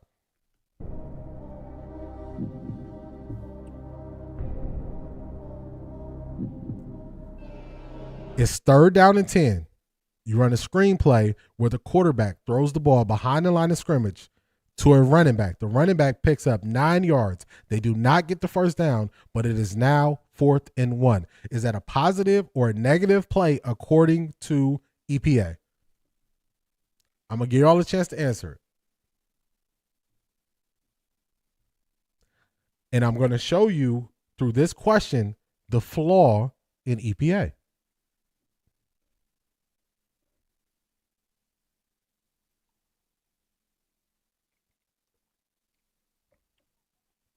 I'm going to give you all the answer. It's a negative against the quarterback's EPA. And it's a negative against the quarterback's EPA because the quarterback threw the ball a shorter distance than the yards to gain. And this is the all-encompassing stat that he's trying to tell us that tells us Shedeur is not good. I wish this wasn't true. I couldn't have written a better story of finding a person who deserves to wear a clown uniform for the whole next year than what Jason Lloyd did to himself. Now they're asking questions now, y'all. Doesn't count everything. It is the most all-encompassing stat, and every time that is not true. That is not true. It has some of the similar flaws that QBR have. It has some of the similar flaws that QBR have. he drops back, the Browns lose more points than any quarterback since 2000, since True Media started marking this. It's worse. You heard him say it, Shanithia? True Media. That's who they use, True Media, with no public access to their data, all in-house. So, notice he said in the first 5 starts, why wouldn't Jason Lloyd use quarterbacks this season? Why wouldn't Jason Lloyd use quarterbacks this season? Because it doesn't fit his narrative. It doesn't fit his narrative, y'all. I just showed y'all. I did cumulative weeks. I just did it for you. Weeks 12 through 16, Shedeur is 40th out of 49th. So he's not even the worst this year. Weeks 11 through 16, he's not even the worst. He's 43rd out of 53. He's not even the worst this year. But if you go back and say first 5 starts, that's where he's trying to say he's the worst. Y'all see what he's doing? He's saying this for those who haven't bothered to and won't look into it. That's a fact. That's why I knew what he was saying was wrong based on the eye test. But I said, let me find out, is he using this stat wrong? And he is. What was Troy Aikman's stats from his first 5 games? To me, I don't think the first 5 games matter because everybody's circumstances going into the first 5 games are different. Also, football is played very differently now than it was in 2000. So it would make more sense to compare him, or why didn't he compare him to the first 5 starts of 5th round picks? Because they always say he's a 5th round pick. Why wouldn't they compare him to the last 5 years quarterbacks drafted? Why wouldn't he do that? Why do you think he went back to 2000?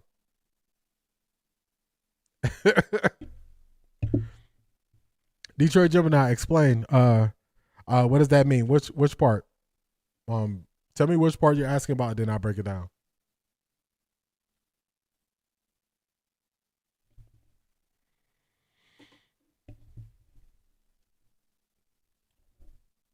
or 1990 for that matter. You want to know something funny about EPA, Zedric? EPA does not go before 2000 because they couldn't even properly use EPA in the 90s. They couldn't even properly use it in the 90s. They couldn't properly use it. So they can't even go back before 2000 and track the EPA. Because then the question would be, why wouldn't you just go back 30 years? Why wouldn't you go back 100 years and track EPA? Because they can't do it. They don't even have the data to take EPA before 2000. They don't even have the data. So you see how flawed this is?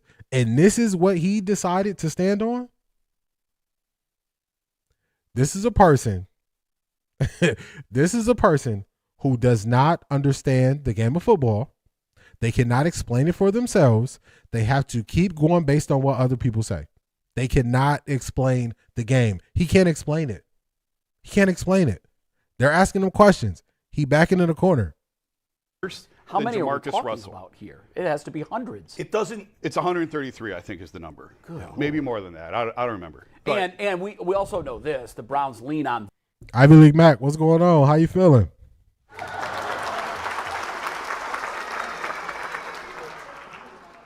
those kind of metrics. Yeah, but it's more than that. Harder than anybody. It's more than that. He still doesn't know what he's looking at. He still doesn't flip protections. He doesn't know when he's hot. This isn't me saying this. He in a corner, y'all. He's in a corner. He still doesn't losing points on the dropbacks. That's basically what he did. He just spoke out what EPA is. Let me get a technical term for you. I got a chart. Let me find it. I'll tell you exactly what it is so I don't make it up. I'll pull it up real quick while I'm adjusting my light. He doubling and tripling down. It's crazy that he is taking this approach. And all of this is due to his lack of understanding. I'm going to read you the definition of EPA because I got it here. I got it here.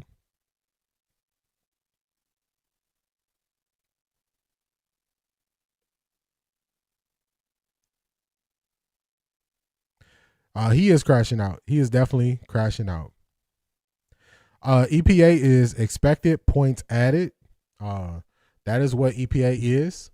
So he's kind of flipping it and saying they lose points whenever he drops back. So EPA tracks expected points added and it gives you a number. Actually, this will probably be better.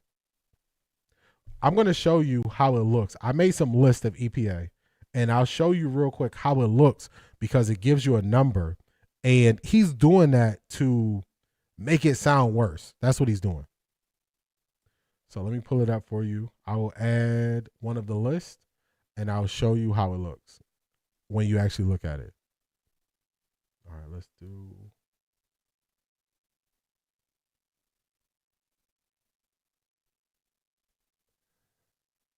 Find the short list. Here we go.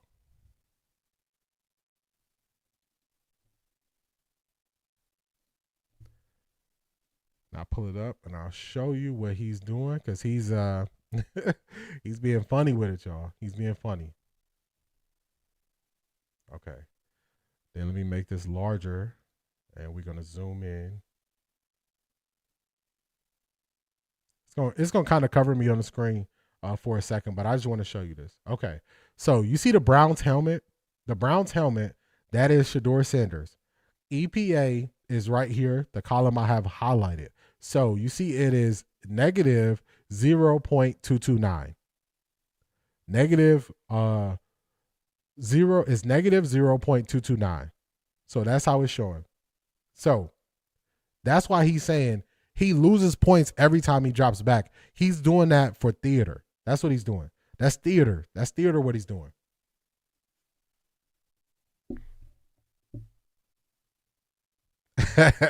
You are good. No. That is good, Detroit Gemini. That's a good question to ask because remember, I'm giving you the answers to the test. I want y'all to understand When somebody brings up EPA, I want you to know exactly what they're talking about. I want you to know exactly what it tracks, and I want you to know exactly where the flaw is in what they're doing. Because there are a lot of flaws to people using these stats. There's a lot of flaws to him using these stats. Spiritual War Exposed, what's going on? If the team is bad, the EPA is going to be bad. EPA is actually better to track an offense. Is the offense good? You would use EPA. You can track it individually, but it better tells you is the offense good? Because if you have an offense that the same way he said, they lose every single time you snap the ball, the offense loses points because their EPA is negative. How can you expect the quarterback to come in and make that better? They're not going to be able to. So Jason was just tripping. This is a slow motion crash out right here because he don't understand the game of football. So this is what he has to use. This is what he has to lose. Shout out to you, Natalie.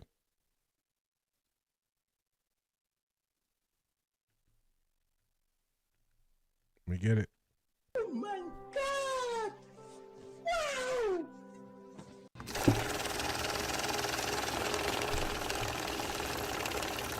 I got money.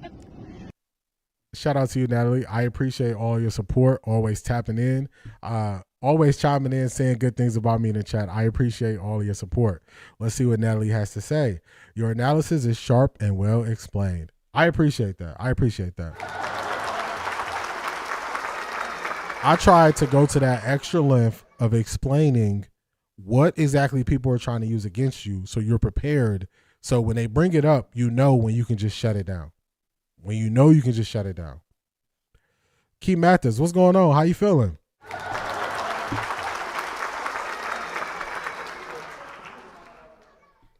Yeah, definitely have to check the replay, Key Mathis, because we break down EPA, what EPA is. Is it a good stat? Is it a bad stat? We break it all down. I've always had a problem with willful ignorance. Yeah. It doesn't you can't use that in a court of law. You're expected to understand. All good. Hey, happy to have you, Spiritual War Exposed. Hopefully your day goes by smooth, man. Hopefully your day is smooth. I appreciate you. Jason started doubling down when they started asking more questions, and he actually made it worse because he wanted that mic drop moment. He made it worse. So let's play it. I'm not an NFL. I've never claimed to be an NFL coach. This is people in that building will tell me he still doesn't know how to flip protections. He doesn't know when he's hot. He doesn't know what he's looking at. He can only throw to wide open receivers. He doesn't make tight window throws. He doesn't throw guys open. This is not the answer. These last 2 weeks were the opportunity coming off the Titans game to show that he can be the guy against playoff contenders, and he has not lived up to it. This is not it. I heard. Now, let's go through what he's talking about. Let's go through what he's saying. He doesn't flip protections. He's also going to say Joe Flacco never flipped protections. So that's going to eliminate that. He's going to say he doesn't make tight window throws. When I brought out the stat man every week, I was preparing y'all for these moments. I didn't know we was going to have to use it, but we had to use it. Every week when I was showing y'all the big time throws, a big time throw defined by PFF is a tight window throw. What he's saying he can't do. I was showing y'all every single week he was making big time throws. It was a reason why I was showing y'all that, because it shows you all quarterbacks in the league don't make big time throws. So what he's saying right here is a lie. That's it. That's a flat out lie. He's wrong. He's wrong, y'all. He doesn't know when he's hot. Okay. You have an offensive line who doesn't even know who to block on running plays. When you put people up on the line of scrimmage, the Cleveland Browns don't know what to do. They don't know what to do. The offensive line doesn't know what to do, but somehow the rookie quarterback in his fifth start is supposed to know what to do when the offensive line don't know who to block. None of it makes sense, y'all. Like, he just, I can't even say that he don't know. This stuff he just lying about right now. Oh my God! Wow!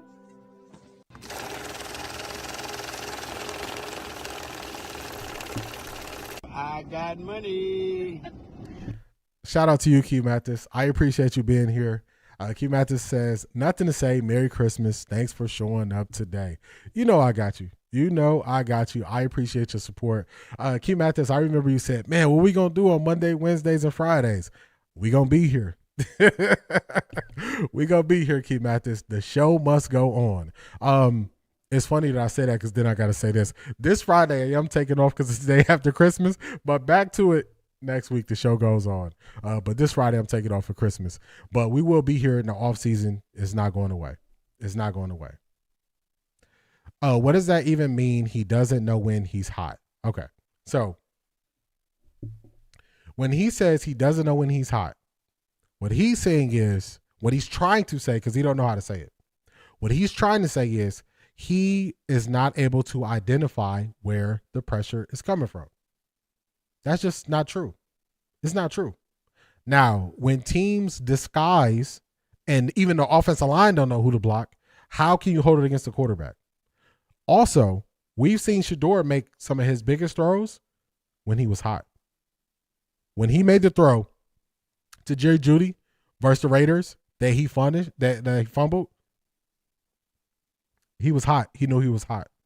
When he made the deep throw to Isaiah Bond on the Raiders, he was hot. He knew he was hot. When he made the deep throw that he told Isaiah Bond, run this play, run this route, and threw it up to him, he knew he was hot. It was against cover zero. So what he's saying here, these are lies. This is something you can't sugarcoat. These are just lies that he's repeating that other people said. These are straight up lies. Straight up lies. There's no nice way to put it. He just lying. That's what it is. So that little thing what he just said right there, it did not make sense. It made no sense. Oh, they said he can't do this. Oh, they said he don't flip protection. Joe Flacco didn't flip protection either. Oh, he doesn't know when he's hot. That is a lie. Oh, he can only throw to wide open receivers. That's a lie. I showed y'all every single week he's making big time throws. Also, when you are hot, normally good offenses, they have answers to when you are hot. If you ever watch Kurt Warner, he'll say, what is the hot answer? What is the hot answer? When that means when you have more guys blitzing than you have guys blocking, what is the quick answer that's built into the offense? A lot of times the Browns don't even have a hot built in. So him saying he doesn't know what he's hot, he don't know what he's talking about. These are lies. He is spewing lies. That's what he's doing. And he is standing on these lies because this is what happened. He thought mic drop when he said the EPA. They asked him questions. Didn't work. They asked more questions. It's all encompassing. It was wrong. Then now he's saying this stuff right here. The stuff he's saying right here. First he says, I'm not an NFL coach. He said, I'm not an NFL coach. But then you spew these things that are not true. But who is telling these lies in the building? Somebody who's about to be fired. I could see someone who will be covering another team soon. It makes you wonder why he's not covering the Cavs anymore. So for clarity, he can't feel the pressure coming. No, not because he feels the pressure. Even on the 4th and 2 play this week, he knew when to roll out when he was kind of out of time, dropping back in the pocket. It's more so before the play even happens. So a lot of times when I do film breakdowns, I'll show y'all, it'll be 7 guys at the line of scrimmage. And when it's that many guys at the line of scrimmage and your team, you don't have enough guys who can block them, it should be a built-in, the running back goes right to the flat or the receiver replaces where the pressure comes from. And that is how that's how you have an answer when somebody is hot. So the somebody is hot is the answer to them sending a lot of pressure. He said he can't do that. We saw versus, I believe it was the Tennessee Titans, when they sent the pressure off the right side, he had Isaiah Bond and he threw it to Isaiah Bond, but Isaiah Bond didn't sit down in the zone. He attacked hot right where the pressure came from. So that's why I'm saying the stuff he's saying, this stuff is just not true. It's not true. Off the top of my head, I can tell you plays where he's doing the things that Jason Lloyd said he cannot do. So these are just lies. That's what they are. They just lies. I can't give him the benefit of the doubt because too many times he's done this. Too many times he said this stuff that was lies. He just don't know what he's talking about. When you have, this is the crazy thing. The Browns, for all the quarterback problems that they've had, right? Like, we know the jersey, we know the names, we know. Now you're about to change the subject, so you know he lost the argument. If Jason knew the game, he would. If Jason knew the game, he would have been seeing that Judy and other receivers aren't looking for the ball when he's hot. Craig, talk to him. He don't know what he's talking about. So the question is, why are people in the building still lying on Shedeur? Is Jason making it up? I think there are still people lying on Shedeur. I don't think everybody in that building wants Shedeur to be there. I don't think so. When Rex Ryan was trying to say where Shedeur was sitting in a meeting, I immediately said, if anybody is leaking this information, everybody needs to be fired, because that means you have people in the building who don't want to see players on your team succeed. Somebody is telling him this information. He is not willing to put in the work and look at the game and see, is what I'm saying true before I say it.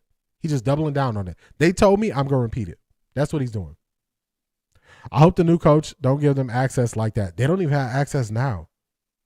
That's the crazy part. They don't get to watch practice.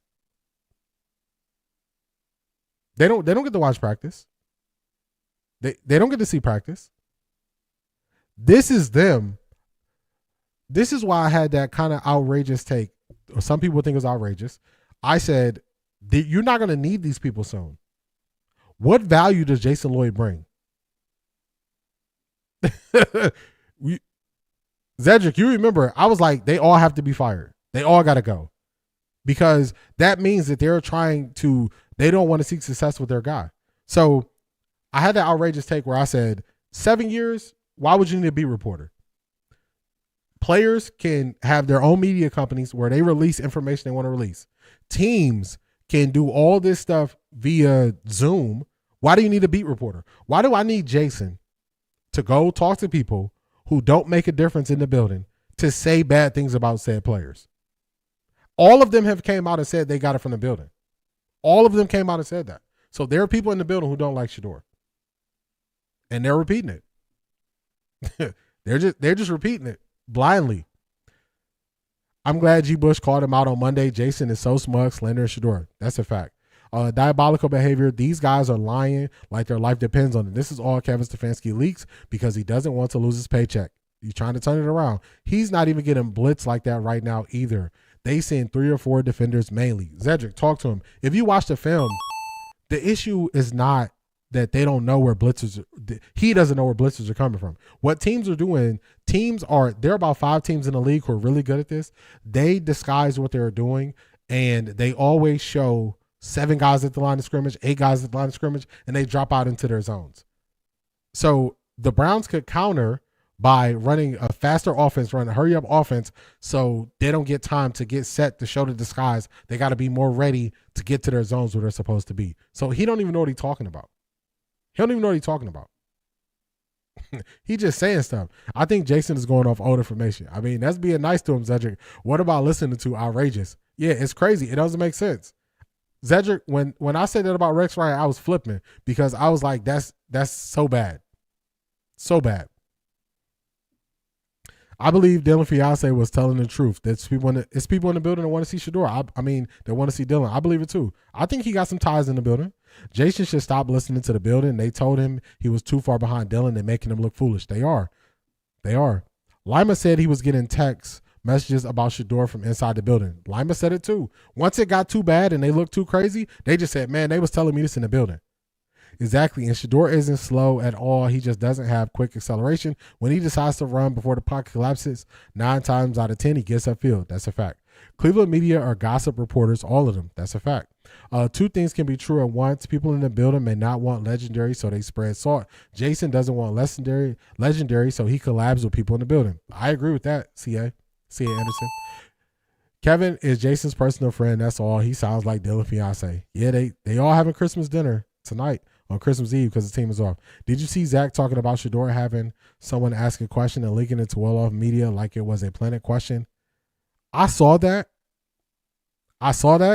And I saw the Cleveland people talking about it. You know what the problem to that is? We actually listened to the press conferences live. So this is what happened. This is what happened. They were about to start the press conference.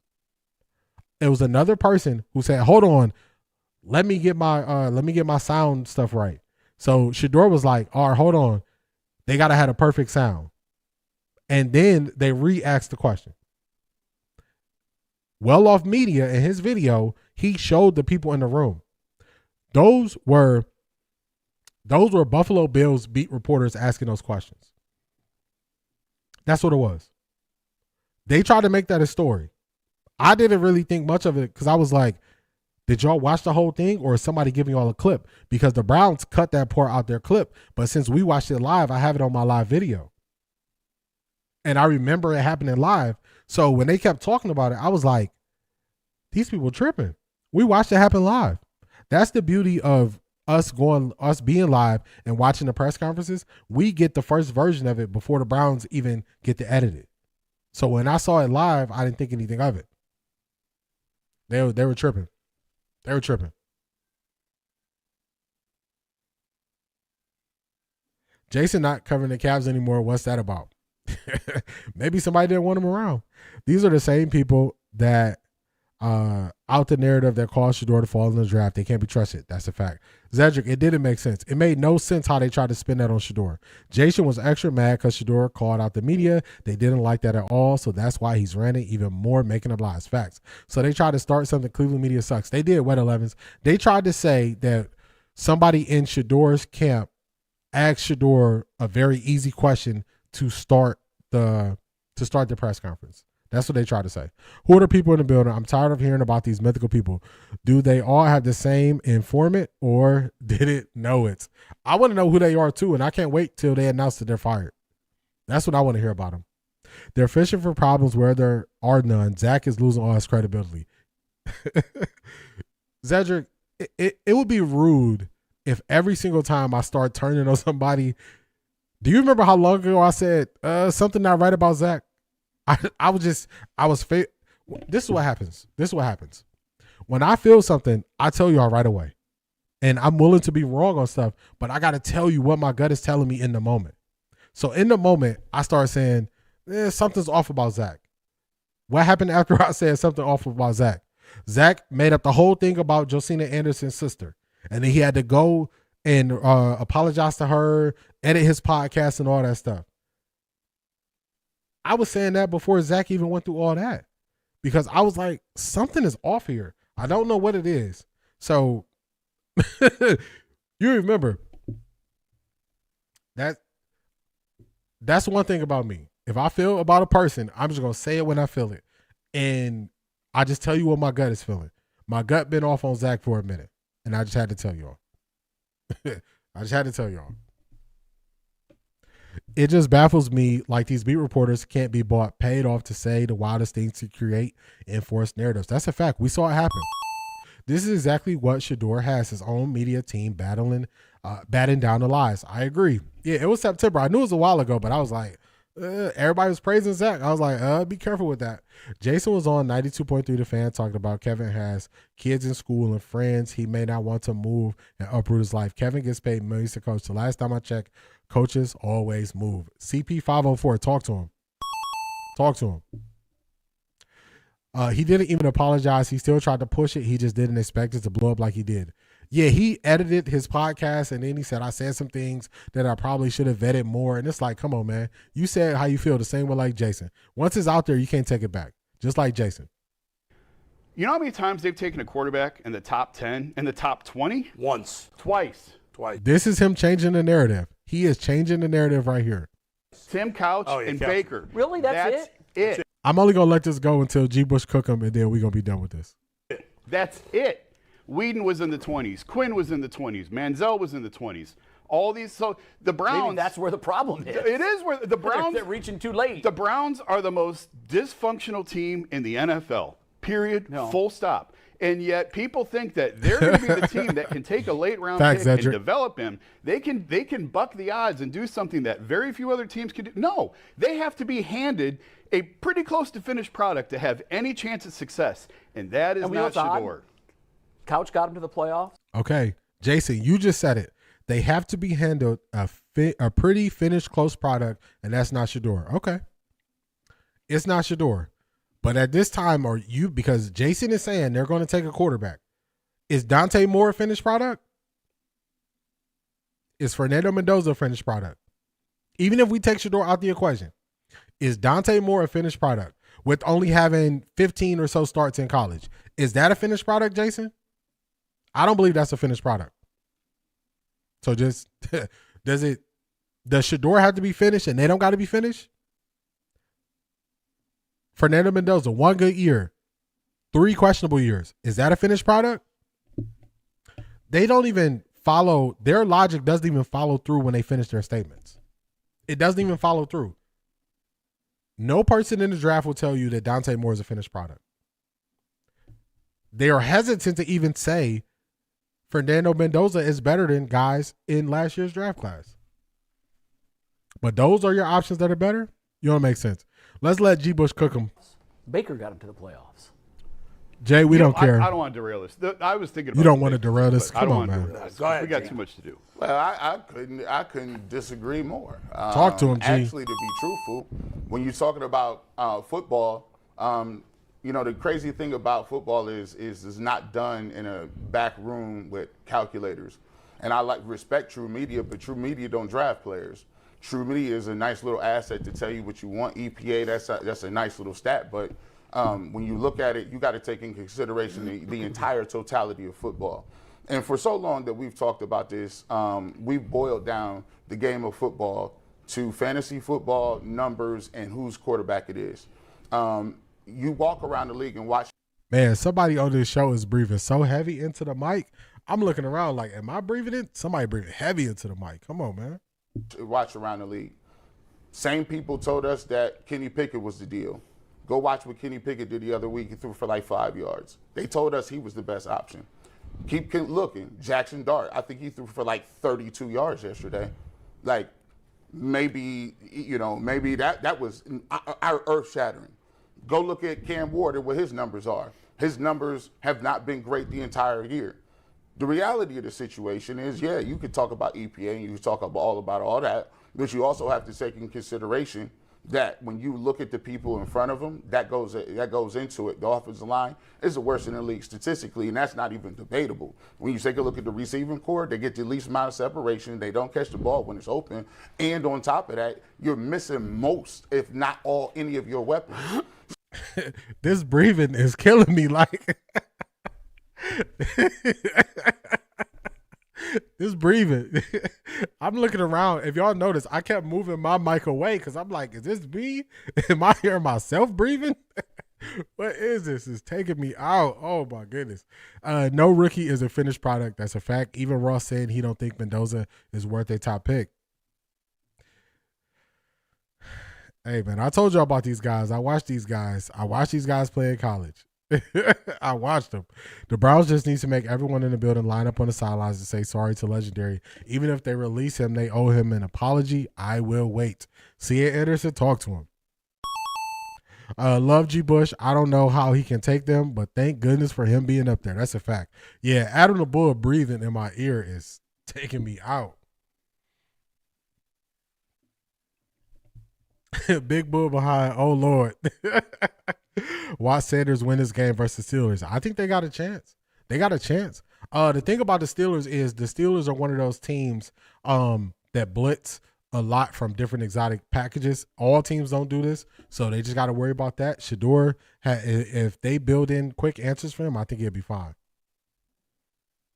Because the Steelers don't have the best offense, y'all. So when you look at it, a guy who was in the 5th round, who's already thrown for 360 yards in a game, but we disqualify that because it just wasn't what we wanted to see. But yet and still in that game, Cam Ward is the #1 overall pick. His numbers didn't look better than that. You go into this game, I just saw Josh Allen throw for 12 and 19 for 130. Like, let's keep it real. A lot of times what we be doing is, if you like the quarterback, you can find a stat to say you like him. If you don't like the quarterback, or if you do like the quarterback, you find 17 things to say. When we look at the game of football, you can't do it in a vacuum. Shedeur Sanders, the reality of it, has played, this is 5th or 6th game? And in those 5 or 6 games, does he have some stuff to work on? Sure, he does have some things to work on. He's a rookie. Is he going to have some mistakes? Sure. But he's shown well enough to say that he has an opportunity to be a starting quarterback in this league. I totally disagree. Well, listen, the film, we can go down to it. I can show you the deep ball. I can show you the accuracy. I can show you that he hits people. I can show you people said that he couldn't run the football or he was not as athletic. He led the team in rushing 3 weeks in a row. He's eluding the rush. He's stepping up every single week. He show you something different. Ask Tommy Rees. Tommy Rees said, hey, in the press conference, I want to see him work on moving the chains and throwing the football, not just deep action. We moved the post so much, our back should be here, and we should be sponsored by U-Haul. 1 week is, our offense is all underneath with Dylan Gabriel. We need somebody to throw it downfield. He comes in, throws it downfield, does it better than all the other rookies, and now all of a sudden, no, he needs to play in structure better. Okay, well, he took what was given to him underneath the last game against the Bills. By the way, who's a Super Bowl caliber team. Last week against the Bears, Super Bowl caliber team. Both teams 11 wins. So, I don't know what you expect. This is his 2 playoff teams, 2 of the best teams in the league, and he's playing with backups at offensive line. His number 1 running back is out of the game, no receivers, and in 5 or 6 games, we use these stats to say, oh, he's not the guy. But I just saw Dylan Gabriel not do that. I done seen Deshaun Watson not do that. Oh, and by the way, all accounts are the coach who's the head of the offense is getting fired. So you got to take into account of that too. The guy who was running the offense, whose offense hasn't been good with any other quarterback, is also not going to be there. So we can say he's not the quarterback or whatever the case may be, but let me just keep it real. The Browns ain't even really in no position to take a quarterback if they wanted to. If you think about it. So wait, why not? Watch this. I'll tell you exactly why. G. Bush is cooking them there. That breathing is taking me out the game, y'all. I'm trying to stay focused. G. Bush is like Shedeur. He has mental toughness. That is a fact. Just to sit there and the collection of things that's happening in this situation is too much. It's too much happening in that situation. Way too much. So let's get to G. Bush letting them have it. Jason Lloyd, he don't watch film. He don't study tape. He don't know what's going on. He don't know what teams are doing. He don't know what teams aren't doing. He just there. He's a microphone. They don't even acknowledge Shedeur's good games. They are useless. They act like they don't happen. That's why he didn't bring up EPA on the weeks where Shedeur played well, because I told y'all Shedeur he's been top 15 in EPA 2 different times. He didn't bring that up. He didn't bring it up. It don't fit the narrative. Jason ain't looking at no film. He's watching 0 film. 0. It's not good to breathe that hard. Plus, that's some bad carbon monoxide in the air. That's a crunchy situation. See, Anderson, it is. That situation is something else. I was just listening to it, and I'm like, at first I'm thinking it's me. It's too much going on over there. Shout out to G. Bush for staying strong. Keep your composure, listening to all that nonsense that they were spewing over there. They don't acknowledge Shedeur played better than their football guy, Josh Allen. He was higher in EPA that week. He had a higher EPA than Josh Allen. When G. Bush calls that out, Jason Lloyd is going to say, but it's Josh Allen. Okay, so does EPA matter or does it not? Do metrics matter or do they not? Just want to know. They always cutting G. Bush off. They are so mentally weak, but he having the most things to say about the players. They can't take it. They can't take it. Jason is just a hater. Bottom line. Next question, Myles Garrett. Talk to him, Detroit Gemini. Talk to him. I wish Jason would just come out and say, I don't like Shedeur. It would cause an uproar. It would cause a storm, but he would not make himself look as crazy as he did here. He would not make himself look as crazy. He wouldn't look as bad. So I wish they would come out and say that, and we can just get right to it. We get right to it. Did you look at the film of the game yet? What do you think of it? So I broke it down by quarter. I think the first quarter for Shedeur was really good. I think he was moving the ball really well. I think it just went into a normal thing. They didn't do as good in the third quarter until they had that extended drive. I think it's 3 passes that Shedeur wants back where he's like, man, I want these 3 back. But I just think he can't overcome a team that's not really that good. Like on 4th down, people were saying, oh, he had guys open. What they failed to take into consideration is you've been running for your life for most of this game. Your clock is sped up. You are not waiting for guys to get open because you know that the guys can't block that well. So this is the way that they want to just pick one play and say, oh, he could have made a play here. And it's like, so does the rest of the game matter and what happened matter? Or is it just this play right here? So I still feel good about Shedeur. I still feel good about him. I think he played a game that people said he couldn't play. He got rid of the ball quick. He played in structure. All the things they said he couldn't do. So I feel good about it. I feel good about it. I had a film room breakdown on Patreon later on today. Later on today, it'll be released. I heard the Browns had a chance to draft Josh Allen. They did. They took Baker Mayfield #1 overall in the draft that Josh Allen, Lamar Jackson were first-round picks. You're being too kind. This is not about lack of football knowledge. This is intentional misrepresentation. Oh, no. Ivy League Mac. Earlier, I was calling out. It was all lies. It was all lies. I was just adding on to that besides the lies, because he was just straight up lying about stuff. Besides the lies, he don't watch no film. So he don't watch film, and the stuff he's saying is lies. So I want to make that clear, Ivy League Mac. No, he was straight up lying up there. He was lying. What they don't understand is it's okay not to be a fan of someone, but you don't have to go out the way to lie about him. Craig, talk to him. Talk to him. Talk to him. Actually, I think we got an update from Jason Lloyd. They said time to throw was faster than Josh Allen. Can you check? Yeah, we can check it out for sure. For sure. Let me see. Somebody represented Jason Lloyd. They said, I got something to say. They want to defend their guy. So I'm a person. Hey, defend your guy. So somebody here, they want to defend Jason Lloyd. They want to defend him. So I'm going to let them do it. Let's see what they got to say. Here they go, y'all. Wait, why are you crying? I thought you was going to defend him. What you crying for? Defend your boy. Stand up. Fight. Defend him. Defend him. It's Christmas Eve. Defend your boy. I knew it. I knew it. I should have knew better. I knew they had nothing good to say about Jason Lloyd. I should have knew better. They fooled me, y'all. They got me. I was believing there was somebody actually had something good to say about Jason Lloyd. They ain't had nothing good to say. Nothing good to say. Nothing good. Let's get to it. All right, you want to see. Let's go to PFF. Let's pull it up. I thought they was going to defend Jason Lloyd, y'all. They don't got no defense. No defense at all. He's sitting up there crying. Why you so sad? Detroit Gemini, you're not crazy. You are not crazy. G. Bush tried to bring up PFF stats, and they said the PFF stats don't matter. They don't like PFF. They don't like PFF. So this is what we're going to do. I want y'all, where's my PFF at? Is my PFF?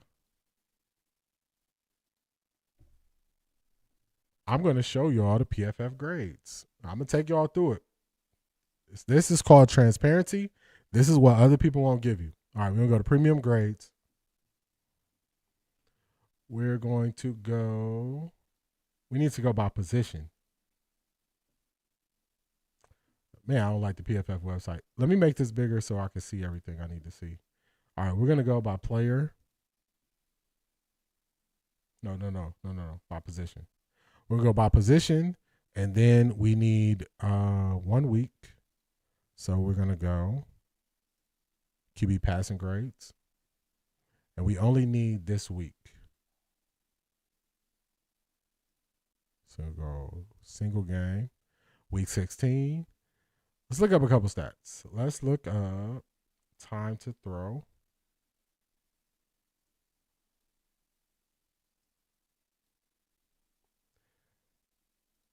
Time to throw. Okay. Let me make this better for y'all. Actually, y'all can see it. Y'all see Shedeur is right here. He's second to last, right above Caleb Williams.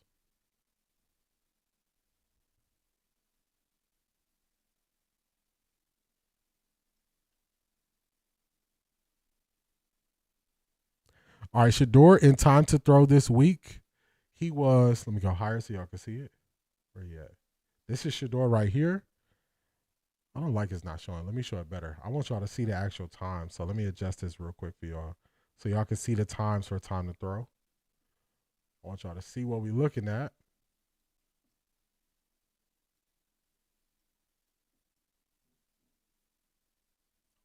Time to throw.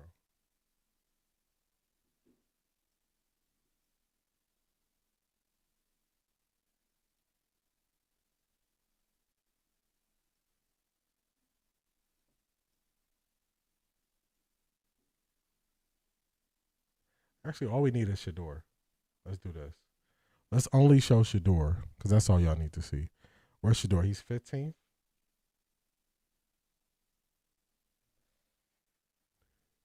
We do this thing live, but I want y'all to see it for yourselves. I don't want y'all to just take what I'm saying and say, oh, we're going to listen because you said it. Nah, let's look at exactly what it is so y'all can see it. Time to throw is here. Where's Shedeur at? Second to last.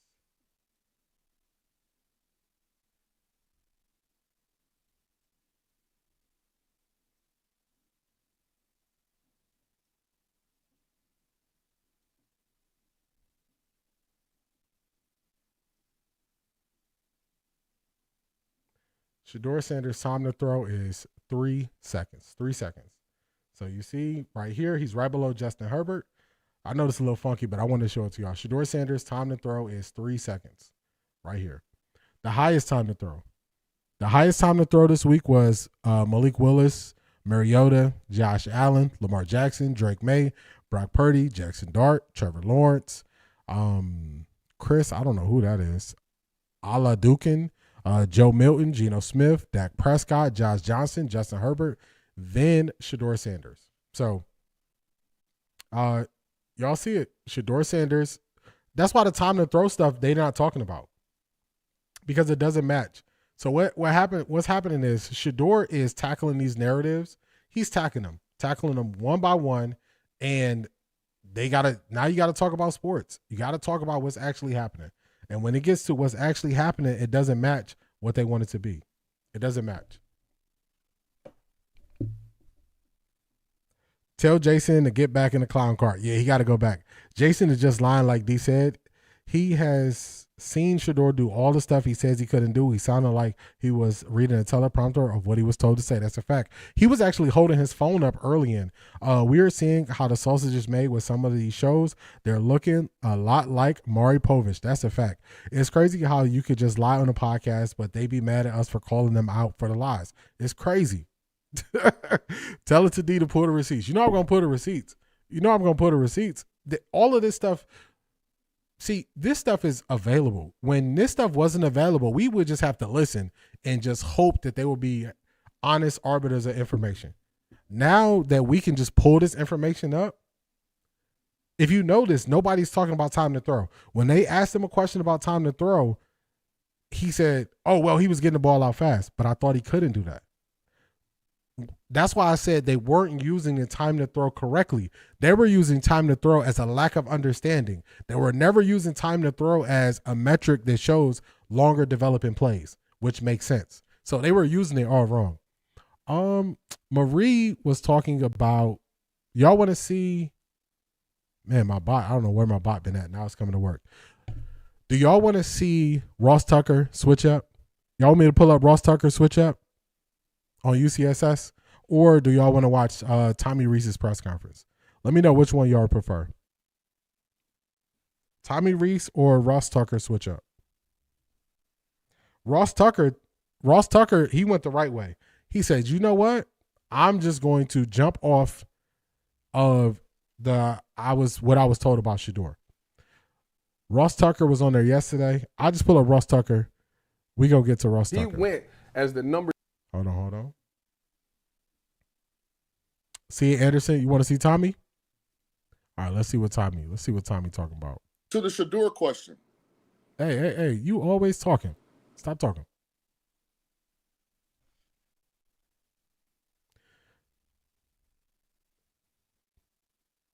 Craig, that's my bot. I have an auto bot, and sometimes they get things incorrect. So my apologies about that. All right, y'all want to see Tommy Reese? Let me pull up Tommy Reese. See what he's talking about. You got Tommy Reese here. Let me pause it. Let me get this up. Shout out to Shanithia. I appreciate you, all your support. Shanithia's been here since the summer. Shanithia was here. I got to find a time when I can bring it up and show it to y'all. I was ranting in the off season about oh, we not gonna do Shaun King. I ain't gonna show Shaun King. We gonna go right to Tommy Reese. I was ranting in the summer. It was in the summer that if you were afraid to draft Shedeur because you thought Coach Prime could come take your job, then it wasn't your job. That was early on. That was one of my first rants. Shanithia's been here that long. She's been here for a long time. She's heard a lot of my different rants going off. So shout out to Shanithia. You are a wonderful supporter. I appreciate you. You signed up instantly on Patreon. You give me great show ideas, great feedback, great input, and you always support. So I appreciate you. Let's see what Shanithia has to say. D, you keep us sane in the weekly life cycle of the Cleveland media while educating us at the same time. Merry Christmas. I am putting it out there. 2026 is going to be hot for you. I appreciate you. And let me give you your proper sound effect. Broncos country, let's ride.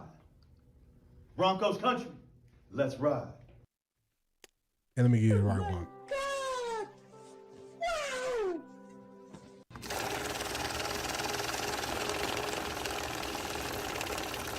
I got money. I appreciate you, Shanithia. I appreciate all your words. And y'all let me know that I don't have to go play the media game that these other people are playing. You know, some people, they have to give hot takes. Other people got to give hot takes. They got to use lies. They got to use nasty tactics to get people to tune into them. And for me, I just want to show up, be who I am every day, have some fun, talk about some football, try to, show you all the things that I know and understand, and make sure it's an enjoyable time that we're together. And y'all are a big part of that. So I greatly appreciate y'all. And I appreciate y'all for rocking with me. And I don't have to go the route of a Jason Lloyd or a Jay Crawford or a Mikey McNuggets and using shady numbers, or, a Quincy Carrier and just saying hyperbolic things. So I appreciate y'all for just letting me be me, and y'all rock with me through and through. So I appreciate y'all. Thank you. I got Tommy Reese. We're not gonna go to Ross, but I got Tommy Reese here. Let me get Tommy Reese up. Let's see what Tommy Reese is talking about today. We got him here. What you got to say today, Tommy? Good, all right, ready to roll. Crown Women Collective, what's going on?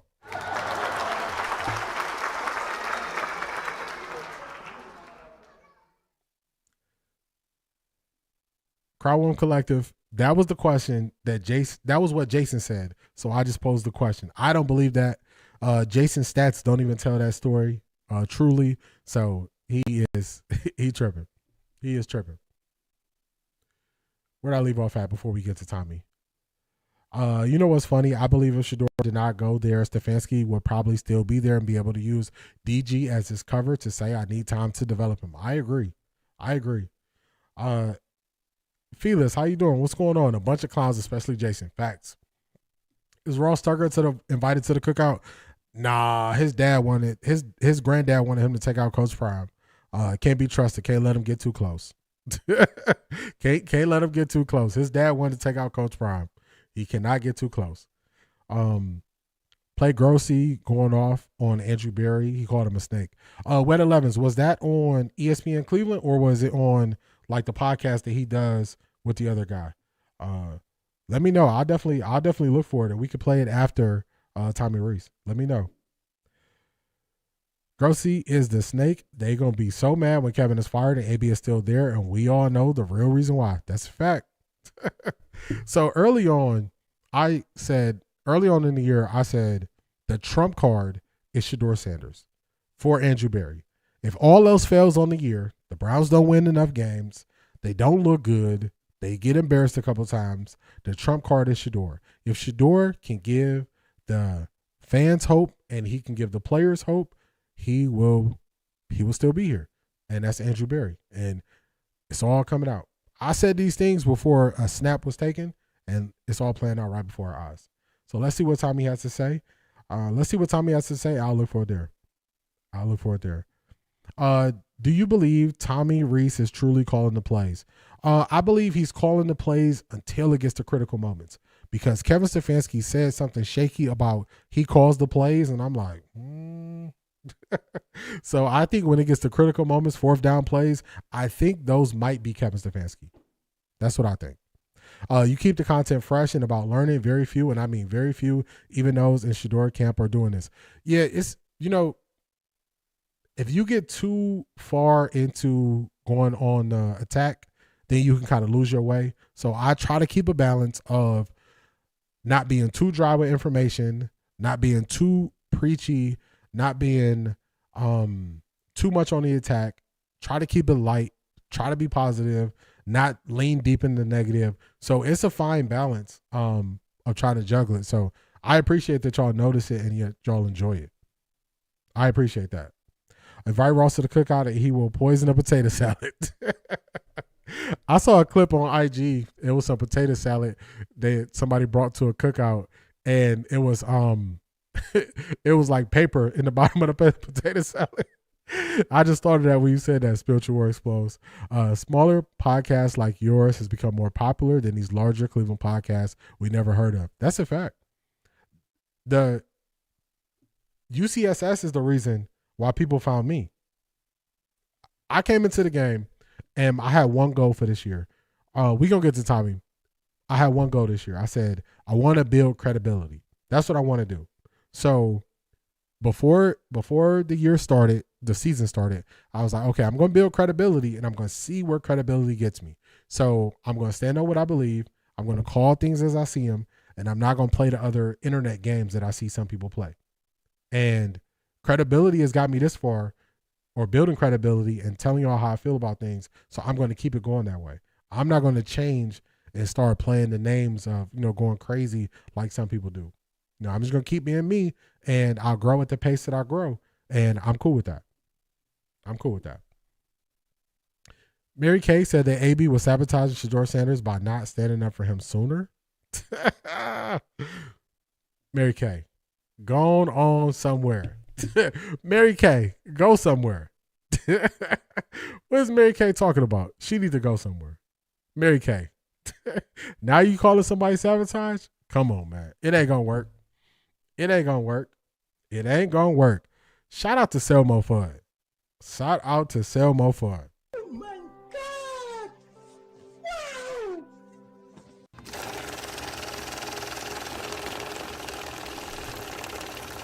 I got money. Shout out to Selmo Fudd. I told y'all this almost feels like like I'm at a award ceremony where y'all saying these nice things about me. Selmo Fudd came into when the first time I remember seeing him here, he was like, "We got to get you to 1,000. We got to get you to 1,000." And I don't think y'all understand how much that means to a smaller content creator when you seem like you out here fighting for your life. You know what I'm saying? I'm like fighting for my life to get to 500, to get to 200. It was times I had 2 people on the stream, and when you have people just come in and they believe in you from the beginning. Selmo Fudd was one of those who believed in me and said, "Look, we got to get you to 1,000." And we got to 1,000, and it's still been going up since. Y'all. And I just can't thank y'all enough for believing in me and supporting me from the beginning. Selmo Fudd is one of those. So I appreciate you, Selmo Fudd. Someone Fudd says, Yo, D, enjoy the fruits of your labor. You deserve it. D is the first letter of my first name, and I go by Billy D and Crypto D. A salute to you, D. 2026 will be legendary. I appreciate you, man. I appreciate you. I appreciate you. I appreciate you, man. Just believing in me and seeing something in me. That's why if it's anytime it's a smaller content creator and I show their stuff, I always try to, show their name, show the title so people can go check them out, because I know how it feels. I'm like, man, I feel like I'm doing some good things. You know what I'm saying? I'm like, I'm doing some good things, but it's paying off and everything is on God's time and God's plan. So I'm not going to switch up. I'm going to stay who I am. UCSS is being saved by G. Bush. I totally agree. Ain't nobody coming to that cookout but Jonathan Peterlin. Jonathan Peterlin, he got the VIP treatment. He gets one of the first 2 places made when the food come off the grill. He been holding it down. Was that the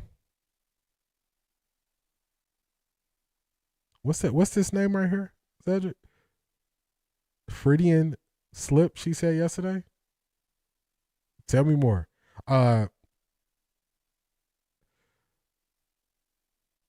That's called character and integrity. Stick with the champ. Ben, I appreciate that. I am.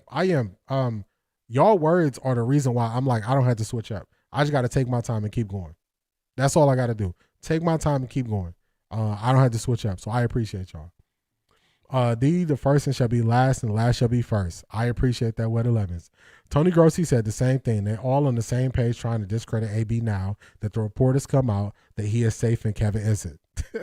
They picked the wrong side. They picked the wrong side, y'all. John Morant knows something about that. Everybody stay on that side when they switched up. You switched up, stay on that side, man.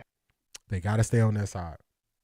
They got to stay on that side. They picked the wrong side, but they got to stay on that side. They picked that side. Stay over there.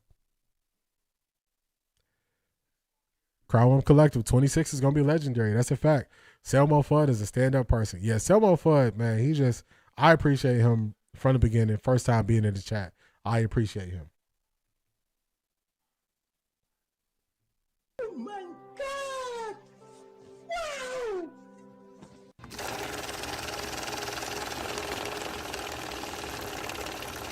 I got money. Shout out to Charmaine. Charmaine was she was like the third person to sign up for the Patreon. She was the third person to sign up for the Patreon. She supported from the beginning. She also, along with Marie, Charmaine was like, man, where your super chat at? Put a link here. We want to support you. And that was from the first time I can remember her being in the chat. She wanted to show her support. So I appreciate you, Charmaine. We're going to be watching that Ohio State game in a couple of days. I appreciate you. Thank you for all your support. Thanks for all the input. I'll be watching film now because of you. I tried. The film never lies. The film never lies. The film never lies. It tells the truth. I'm gonna get the film room breakdown out to y'all this afternoon. It'll be out this afternoon on Patreon. Probably what I'll do is instead of breaking it down, I'll probably just do a long film session. I think Shedeur has 45 plays to break down, so I might just go through and just break down the whole thing. So it might take a little bit of time to upload, but I'll get that out to y'all this afternoon. Your memory is crazy. How do you remember everyone in the chat? Just by paying attention and just thinking about how I would want to be acknowledged. If I was going somewhere, I was showing up, I want to be acknowledged the same way. You know what I'm saying? So I try to remember the people who come in here, comment, they tell other people to like. I try to remember as many people as I can. So just trying to treat people how I want to be treated. Stay the course. You're doing well. I appreciate that, Fearless. Freudian slip, an error in speech, memory, or action that reveals a hidden unconscious thought, desire, or feeling. Freud. Sigmund Freud coined the term. I like that. That's funny. That's funny you said that, Zedric, because I always looked at it like unconscious bias, and I'm just like, it just comes out and they don't know, they can't control it. But I didn't know it was actually a coin term or phrase for that. So I like that.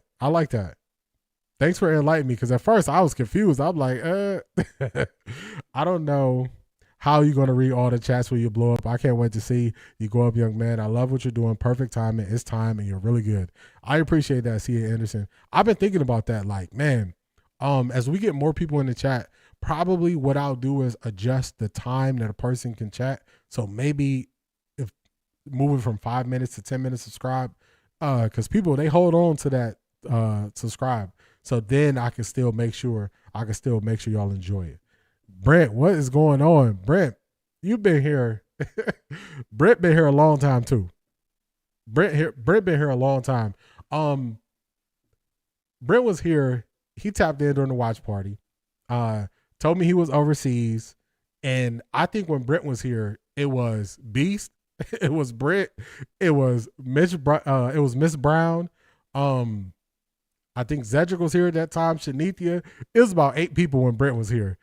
So Brent, you've been here a long time. I appreciate you. I appreciate your support. And it's funny because once I found the shirt that you were telling me that you thought I would like, I looked at it, I said, dang, Brent is starting to understand what I like. Because I did like the shirt and ordered that thing. Charmaine, I got to tell the story every time. Love our community. There are others out there, but D, your show is the best. I love how you interact with all of us and real conversation to keep us sane and educated on this crazy Cleveland media. Yeah. I think if I had to say what makes this different than everywhere else is because we're all having a conversation.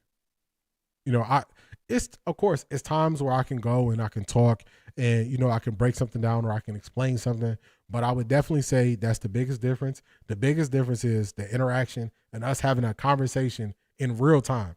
So I try to go back to the chats if I miss some chats. I try to respond if I'm seeing it, if it's a break in what I'm saying. So I think the conversation piece is probably the things that separates me. I do too sometimes. Yeah, Zedric, I was looking at it. I was like, let's get to Tommy. I appreciate all y'all support, man. Just the way y'all showing up for me today. I just appreciate y'all so much. I can't say thank you enough. I appreciate each and every person in the chat showing up for me. I appreciate y'all. Thank you. Yeah, I came around after the Rams game. It's been pretty cool hanging with y'all. Yeah, it's funny that I remember like who was there early on, because early on I used to look at the numbers, how many people I have in the chat and all that stuff. Now I don't look at it because I want to show up and give you a good show regardless if it's 2 people here or if it's 100. So now I can't even see how many people in the chat, and I think it's better for me just because I'm not kind of looking at the numbers and I'm just doing what I do regardless. So yeah, it's been a minute because that was preseason. That was right after preseason after the Rams game. Let's see what Tommy talking about. Tommy, what you talking about? You see anything good today? Let's see what you're talking about. Wrap up Shedeur's game, and what did you think of his performance? Yeah, started really strong. Mary Kay with the first question. Wasn't we just talking about how Mary Kay wasn't asking that many questions? Mary Kay with the first question. D, I'm new to Cleveland media world, but have they always been this bad? Tessa, unfortunately, yes. Yes. Unfortunately. I wish I could say different. I wish I didn't have to tell you yes, but the answer is yes. They've always been this bad. You have a piece to you. Those people be trying to make us think we crazy. They bank on the fact that we don't know football, but we showing them we know what we talking about. That's a fact. They want to talk past it. That's why the EPA, I was like, okay, to break down EPA, we got to know what it is. We got to see, is this a good stat used incorrectly or is it a bad stat? So that's why I wanted to break it down so everybody knows. So when other people try to use EPA and they try to say, oh, it includes this, y'all know for a fact EPA doesn't include strength of opponent. So it's just some things I wanted to show y'all. So I try to enlighten you, entertain you, and keep you sane all at the same time. And believe me, I need this too. Being a Cleveland Browns fan. I think she'll tone it down for the players. She'll give a smoke to the coaches now. Yeah, she definitely be giving smoke to Kevin Stefanski. Let's let Tommy answer Mary Kay's question on what he saw from Shedeur in this past game. I think positives-wise, we knew coverage-wise how they play. There was going to be some opportunities to create with your legs when they're matching as much as they do in too high. I thought he did a really nice job there on a number of occasions.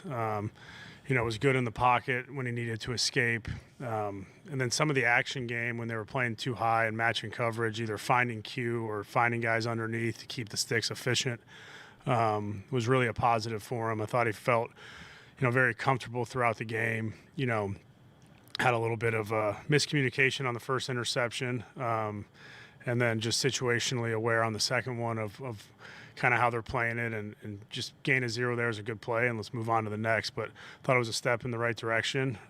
There's always, with a young quarterback, every new moment he gets is a new learning opportunity, and we talk about that. We talked about that on Monday, like situationally at the end of the game, and just all those different opportunities to learn and grow from and teach off of, to help all these young guys as they continue to go in their careers.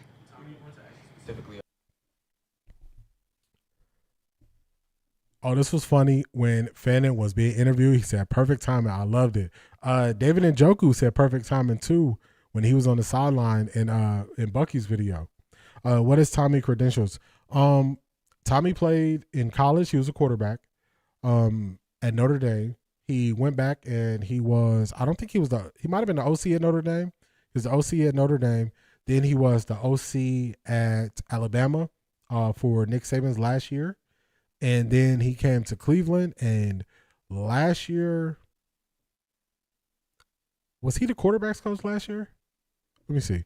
Let me tell you. Let me not make it up. Let me tell you. I think he was the quarterback's coach last year. And then he got promoted to OC, but I want to make sure I'm right.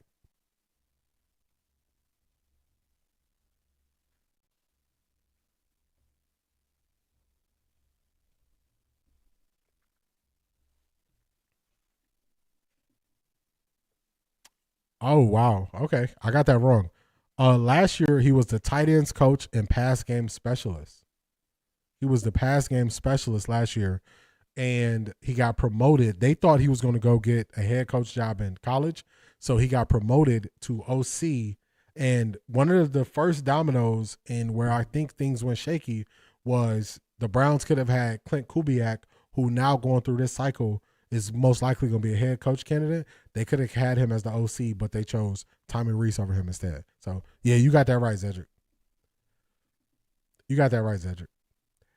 Did they ever ask these details about Dylan's game when he was playing? Not really. Remember when DG said perfect time and may never happen? I do remember that. I learned so much that I feel like I could put receipts on Cleveland media. I love how Detroit Gemini pulled the receipts out on RC. That is a fact. RC,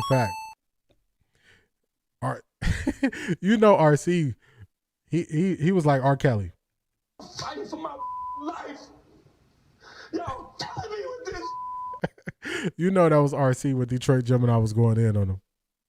It was.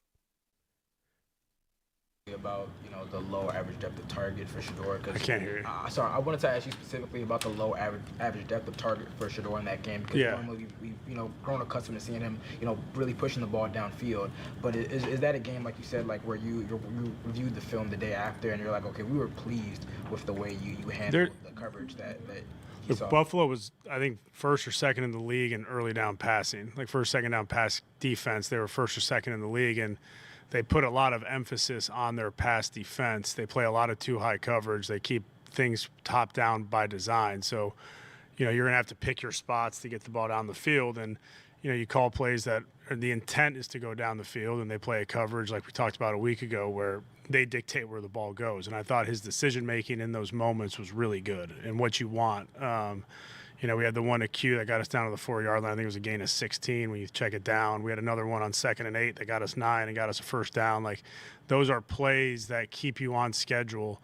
We've talked about that all year, getting out of 3rd and long. Those are plays that keep you on schedule and allow us to have success on 3rd down. So, and then there's times throughout the game, there might be a couple of reps here or there where, hey, they're giving us a coverage where we can't attack it. Now let's go attack it. So, pleased with how he made his decisions, pleased with kind of the way they were defending and finding ways to continue to move the sticks that way. It's funny because now they say Shedeur can't play in structure, and then they say he only chases the deep ball. Now they say, his average depth of target wasn't the same. It's give and take. If if y'all don't remember anything about football, it's no absolutes in football. Everything is give or take. So they took away the deep ball. They gave you the short stuff underneath. That's what they gave up. So average depth of target is going to change based on how the defense is playing. And I like how Tommy highlighted the times where it benefited them based on the coverage they were in. They took advantage of it. So I like that. Tessa says, Clint has my vote. Yeah, I'm big. I told you, offensive-minded coach, I would take Clint Kubiak. Defensive-minded coach, I would take Brian Flores. Njoku is our brother. Legendary said all the vets called the rooks young. He said he couldn't say it, but do you think it is what I think it is? C.A. Anderson, yes, I do. That was the first time I laughed when Tommy Reese was talking because I read your message, C.A. Anderson. Detroit Gemini said she would to do the same thing to Jason. For real. He would do the same thing. D, when Jason was talking, I was looking like you when we was watching the boxing match. Wet 11s, do you remember how confused I was looking? I was trying to figure out what is happening because Jake Paul just was falling, grabbing. I was like, what is going on? I'm like, what am I watching? Jason Lloyd will make you be the same way. What am I watching? Like, what is this? When they just get that many things wrong in a row, you're like, come on, man, what are we doing? What are we doing? So I totally agree with you right there, Wet 11s. I like how Tommy Reese answered that question and he gave examples. Tommy Reese goes more in depth. It's crazy. The offensive coordinator, defensive coordinator go way more in depth. Quarterbacks coach go way more in depth than the head coach. It's just an odd thing to me. The first interception, the Q1, did you say it was more timing than accuracy with Shedeur? Yeah, I think just on timing, getting on the same page with how we want the route done versus that specific coverage, and just making sure that those guys, see it the same way to make sure that we are executing in that moment. I want y'all to pay attention because the people who say, I got this from the building, I heard this from the building, they just asked Tommy Reese about the interception when it came to Quinshon Judkins that bounced off Quinshon Judkins. And what did he say? We need them to be on the same page with how the route is ran. Quinshon Judkins, if you looked at his game and you said, okay, where can he get a little bit better, is he can get more crisp in how he's running his routes. He can get way more crisp in how he's running his routes. And we saw that because people were saying, oh, Shedeur, he's throwing the ball. Quinshon is kind of twirling around and maybe he's not in the right spot. Because if you notice, when Shedeur is throwing the ball to other running backs, they are never spinning around. They are never reaching behind themselves. They are never doing the things that Quinshon is doing when he's throwing the ball. So that's an area for improvement for Quinshon. Now, I was telling people in live time, I don't think it was that bad, but it's Shedeur. So people want to make sure it's bad. But then what did Tommy just say? We got to get on the same page with the timing of how we want the route ran. What does that tell you? Just imagine how much better Shedeur would be if they didn't try and ruin him earlier. Craig, talk to him. No, Sanders is better now mentally. Now he needs just to stack experience on top of his mindset. I think it's working out for him. I think it's working out. I think it might have unlocked something for him to take him mentally to a different level, because when you go through a trying time or you go through something that's hard and you get to the other side of it, you always grow from it. And he sounds like he's grown from it. I wouldn't be the person to sit up here and tell you, oh, he's grown at this point or this point, but he's even said out of his own mouth that he's grown from it. So I'm going to take his word for it. Okay, D, humor me. Okay, Cleveland will be a case study in a team that goes from bad to good. Don't laugh at me. I think they're going to a Super Bowl. This is what I think. I think, to me, if Andrew Berry has an offensive draft the same way he had a defensive draft this year, they could be way closer. Now, they got to figure out something at D tackle.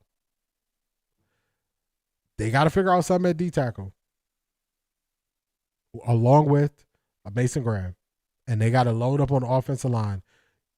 Every year is a fresh opportunity. Stuff happens. Look at the division this year. The division, we only have won 3 games, and we were not that far out of first place. A couple weeks ago in the division. So you have to take the opportunity as they come every single year. So if Andrew Berry has control and he can hit on some offensive drive the same way he built up the defense with young guys, why wouldn't he? Why wouldn't they be able to turn this around? I just want to see him get to the playoffs, because then you got a chance. You just got a chance once you get to the playoffs. That's where I need him to get to. He kept running backwards after he caught it. Yeah, it's with Quinshawn, that's the one thing I would say he has to work on. People want to say he's bad, he's good, he's this, he's that. I think he's a good back. I just think he needs to work on catching the ball from out of the backfield. Hey, Ms. Brown, how you doing?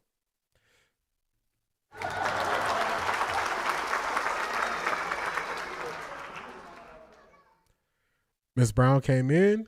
Ms. Brown with a super sticker. Let me get you here. I appreciate you. Going back when I was telling y'all people that's been here for a very long time, Ms. Brown is one of the people who's been here for a very long time. Probably around the time since Zedrick was been here for the Rams game, always showing her support, always showing up, giving us good information, and she's just been a long time supporter of the channel. I appreciate you, and I hope you're enjoying the holiday season, Ms. Brown. Thank you. Thank you. Thank you. Get new special teams. Totally agree with you. I didn't do that right. Oh my God! Wow!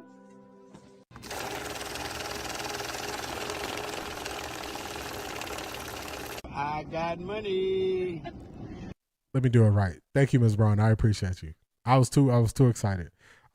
Too excited to see you and then give you a speech that I got to treat you right. But I appreciate all of your support, Ms. Brown. I believe things he had to go through will make him legendary. I agree with that. They need so much good things. They have 10 picks. That's good planning from AB to have so many picks, but they won't talk about it. They will not talk about it. They will not talk about it.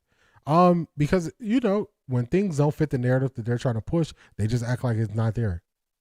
They act like it's not there. If we don't talk about it, it's not real. No, it's real. D, if you had to pick right now, Junkins or Sampson, oh my goodness. Wet 11s, that's such, if we're not talking about like taking the injury aside, both of them are fully healthy. Man, oh man.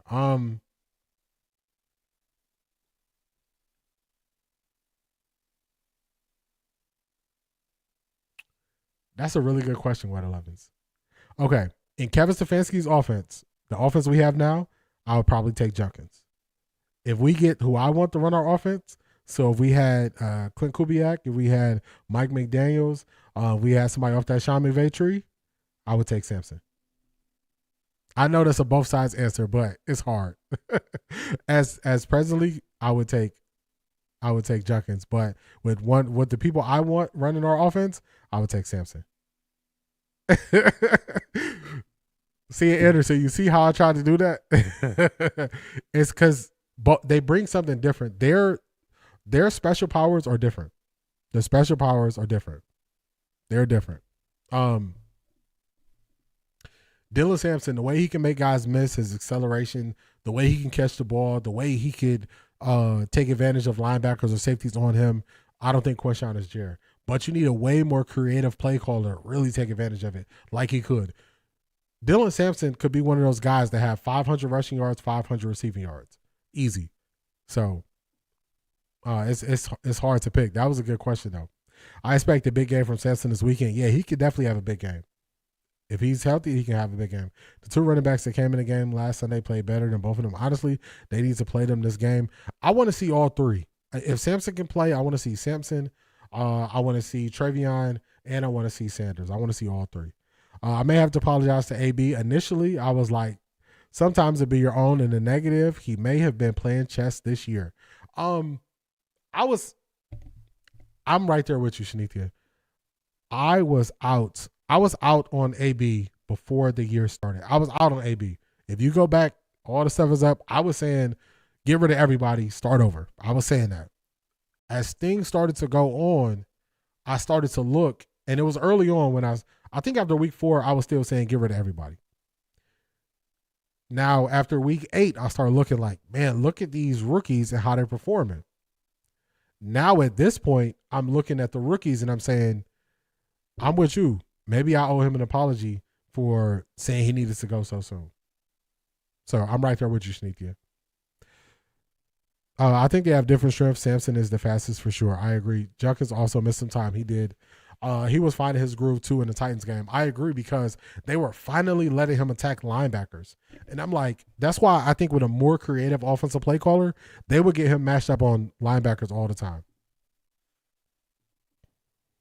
I think we will. Do we see any missed blocks by running back? Pass block look better with them.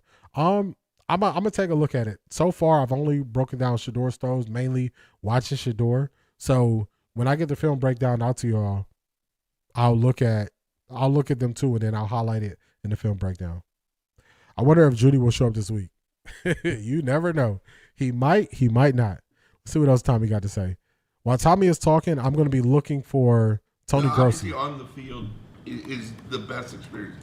But how much does it benefit Shedeur going into this game That is so true, Detroit Gemini. I didn't like AB initially either, but when he traded Flacco, I saw he was playing chess. That is a fact. Because he took all options away. He took all options away for Kevin Stefanski to keep playing guys and not play Shedeur. So you got to give him props there. The one thing with the injuries with Sampson and Junkins showed us that running back room is deep, which is a positive. I agree. Because I thought we might need to draft somebody. We might not need to draft anybody now. You guys have already gone over this opponent before. You played a game, and he had to prepare as kind of the backup for that game.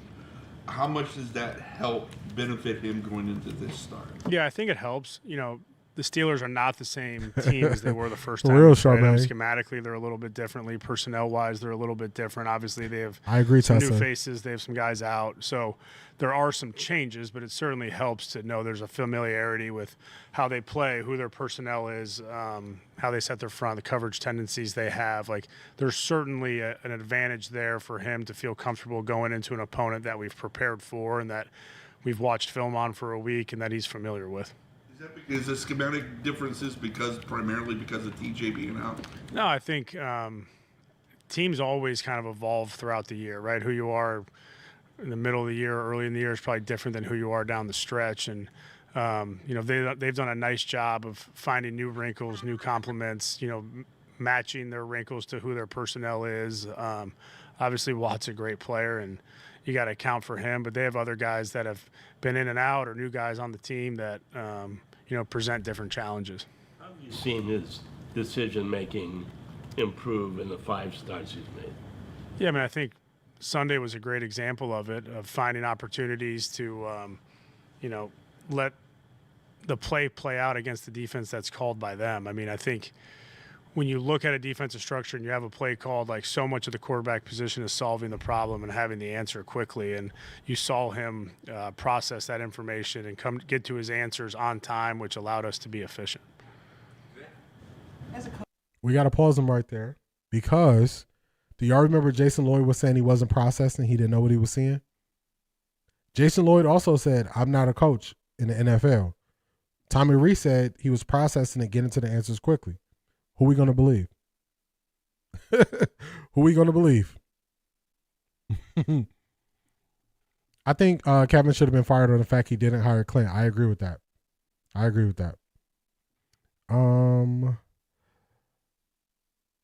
Oh, yeah, Charmaine, I was laughing at that. AB cool for now, but if he draft a QB, that's a fact. I agree. The way AB talks was a put off because he talked like the players were inanimate objects. His interactions with Shedeur's actually humanizing him. I agree. This is longest you probably have streamed. Almost at the 3-hour mark. Yeah, I had a couple like this, Beast. I had a couple like this. I had a couple long streams like this. Coach, how do you navigate maybe the ebbs and flows, the progression and regression from a rookie?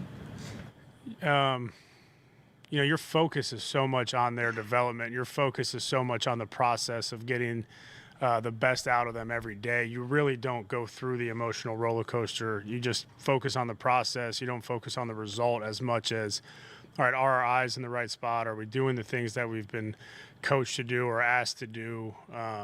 And if you're doing that, then you're on the right direction, which our guys have done for us. The results haven't always been what we've wanted, but we really try to focus as much on the process as we do on the end result, which, takes a lot of the emotion out of it. You're looking at it through a very specific lens.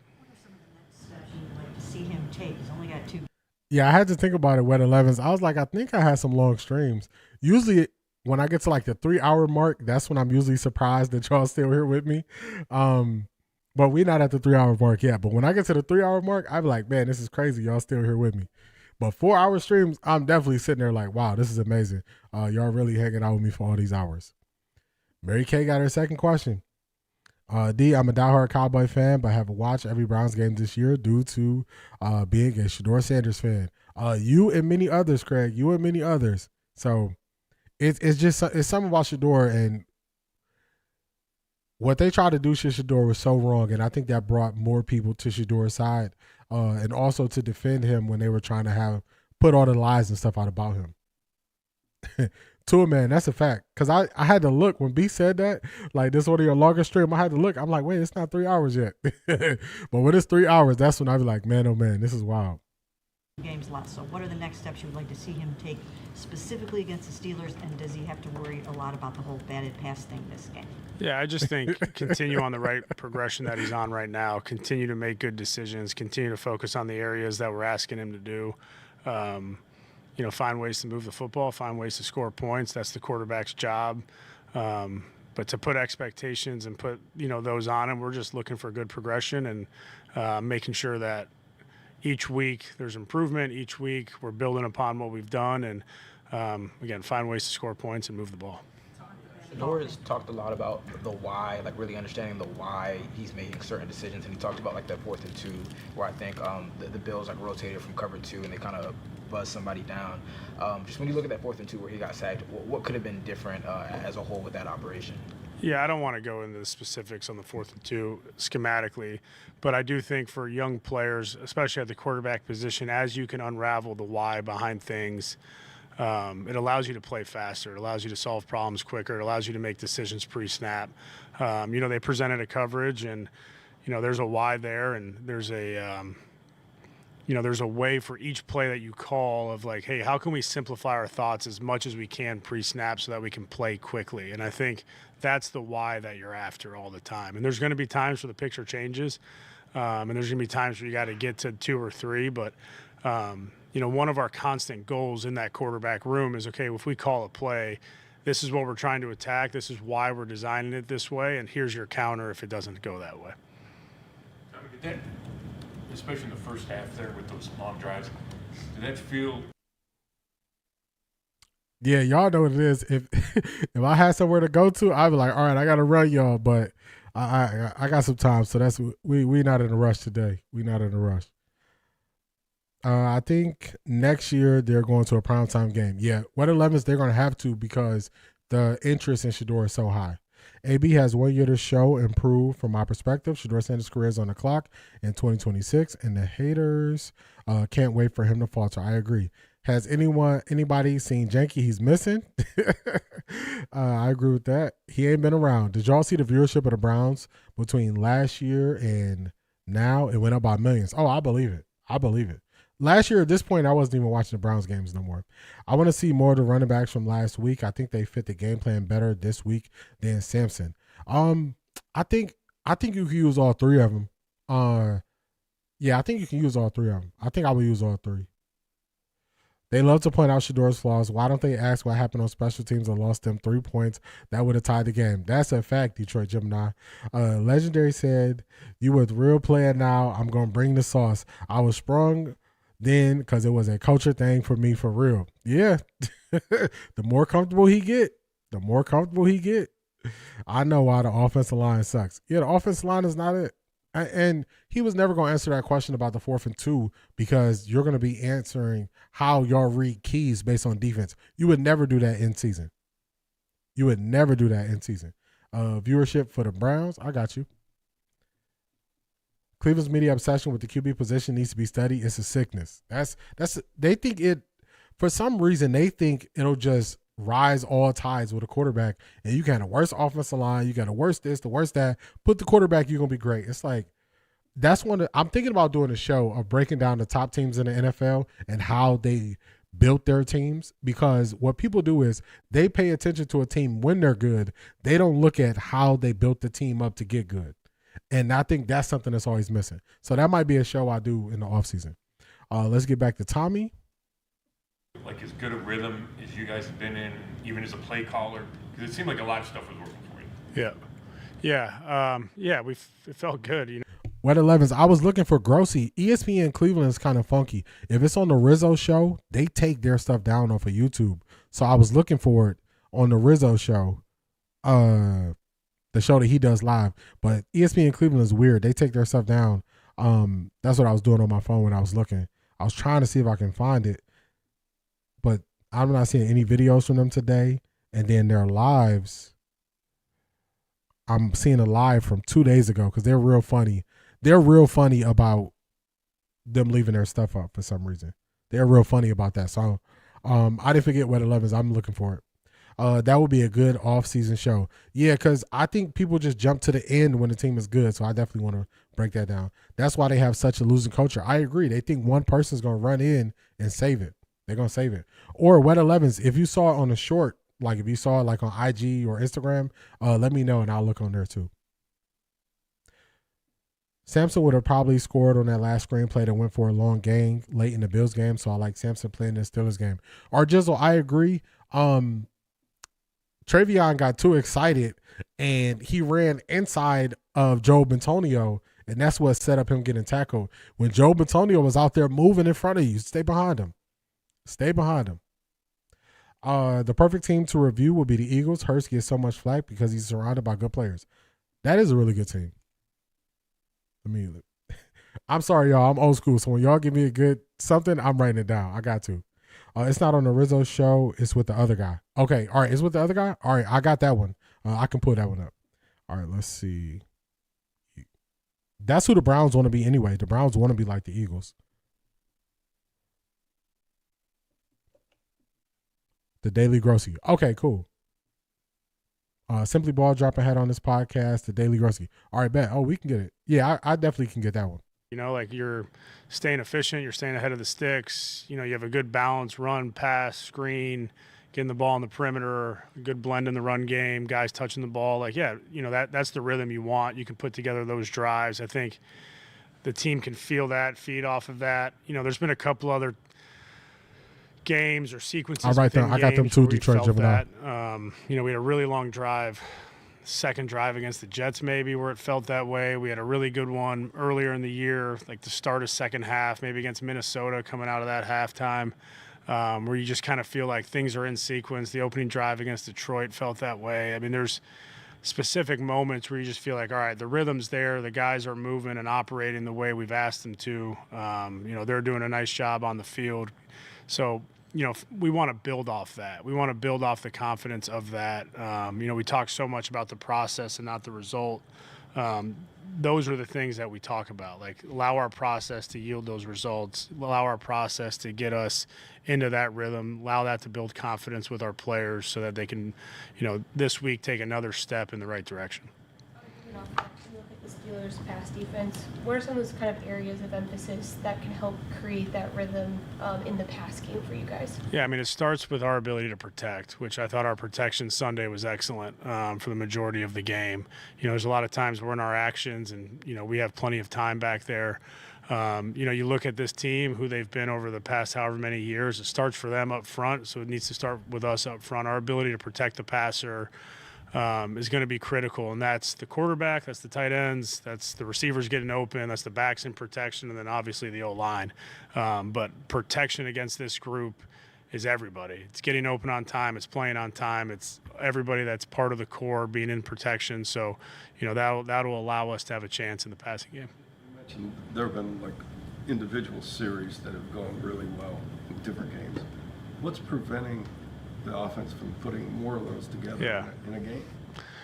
Yeah, I mean, I think within each game you've had moments where you feel like the flow is right where it wants to be. And there's, you know, sometimes series after series it feels that way and you come up with a field goal instead of a touchdown. And, you know, we just, again, want to look at our process and then in those critical moments want to execute at the highest level. What do you do? How do you? All right, Detroit Gemini, I added the Bears to the list. I want the Bears to win the Super Bowl. That would be an epic story. That would, especially how they talked about Caleb. They're talking more because Shedeur talks more. Dylan did not. Dylan did not say much.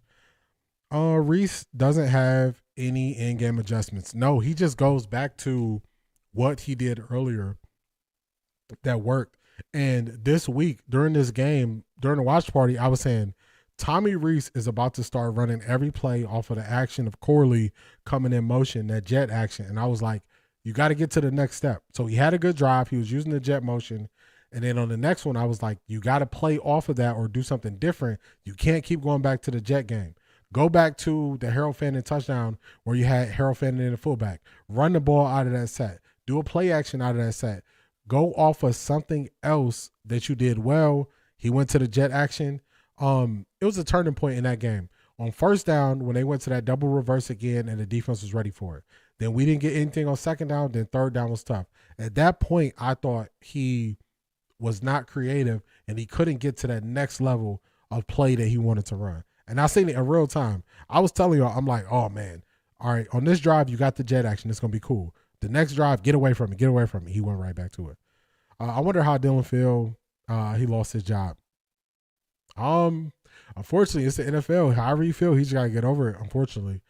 Jason was always against Shedeur. I agree. I wonder if Tommy – I'm Tommy. I wonder if Tom Brady will do a NFL QB clinic this offseason. I wonder, too. I don't know if they will let him because now that he's part of ownership, because I was watching something where he was saying because he's part of ownership, there's certain restrictions that are on him. So I don't know if he could go work out with a lot of guys.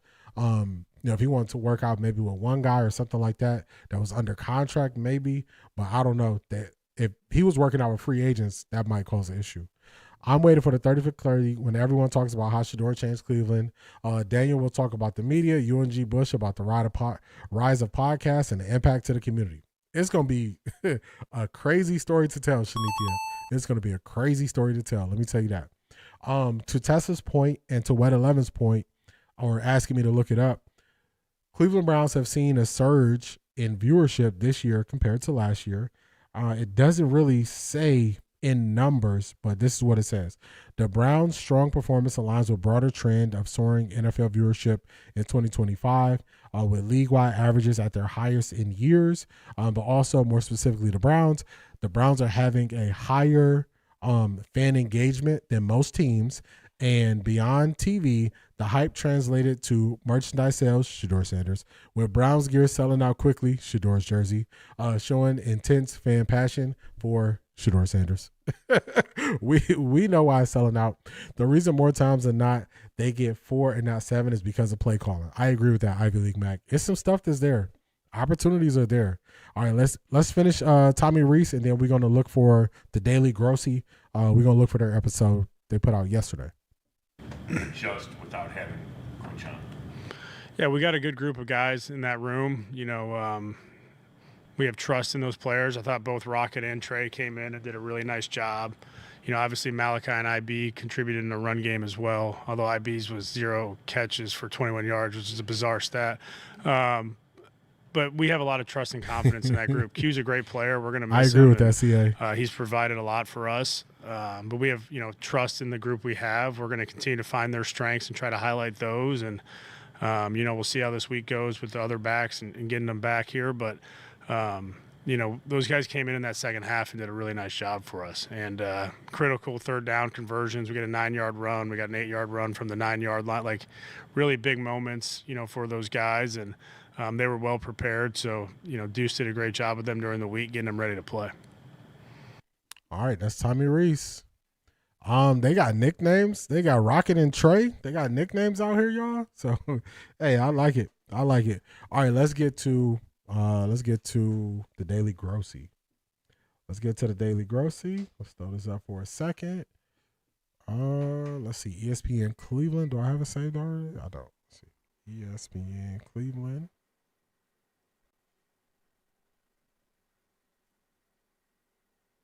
All right, this is the Daily Grossy from yesterday. Everybody, we are back with a brand new episode. All right. I agree. That's all Shedeur. I believe the Browns offensive coaching staff is learning along with Shedeur, so I'm giving him grace right now. They're actually building their team and their QB. Disclaimer, if they are smart. I agree with that, C.A. Anderson. If I was Tommy, I would be begging to be a part of this. For real.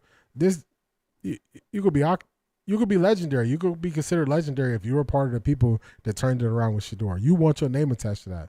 Looking forward to seeing Rocket play again. Yes, he was running well. I like to change the pace. From them. Let's get this thumbnail down. Let's see if this is the one. This is Tony Garcia from yesterday. So let's see if this is when he's talking about Andrew Berry. What I'm tired of is this coaching staff will never say one single aspect of 12 game was outstanding. Listen to how other staffs talk about their QBs or even how DG was a supercomputer.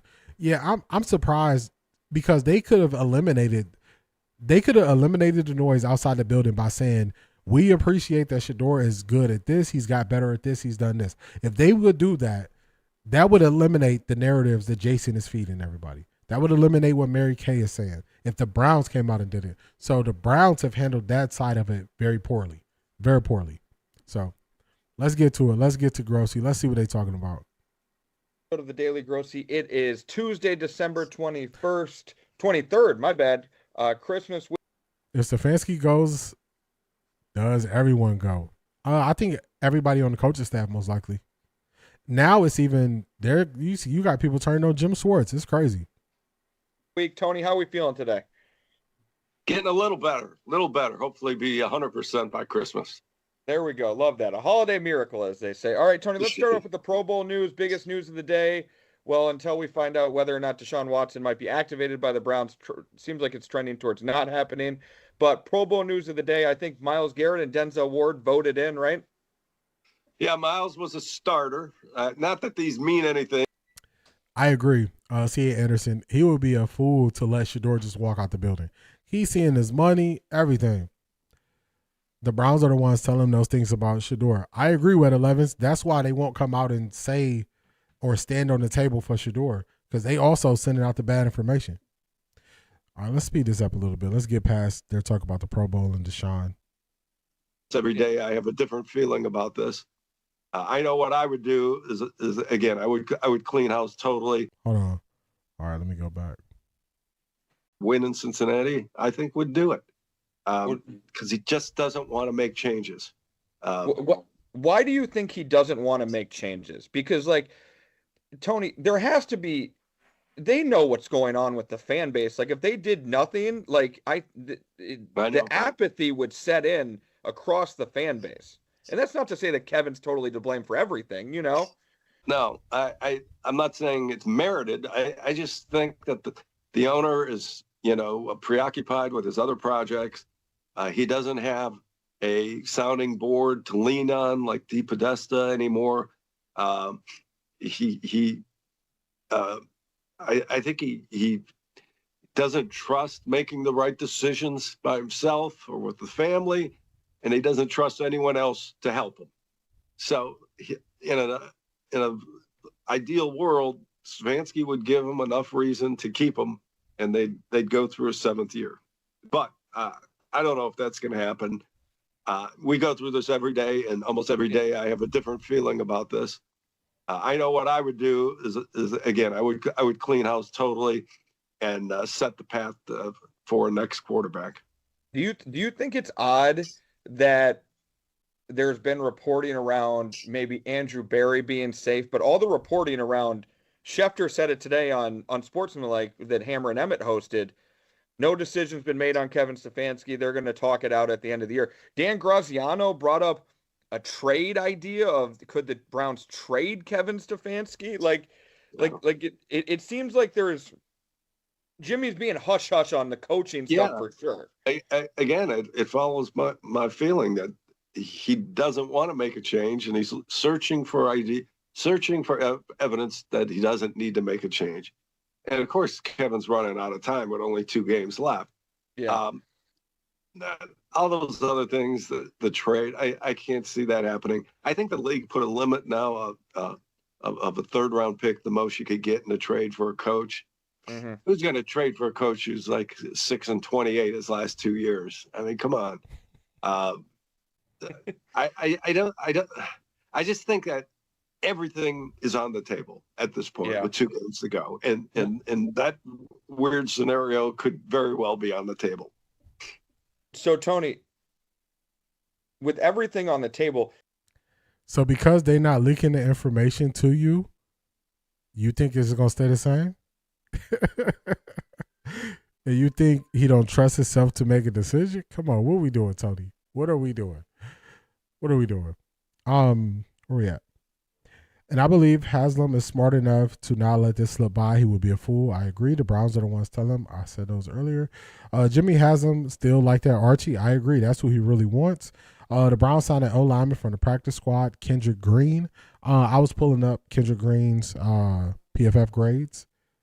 His chops, Bull son. Oh, my goodness. Oh, wow. I don't know. Really, they all look related. They could be. Barry going to help him.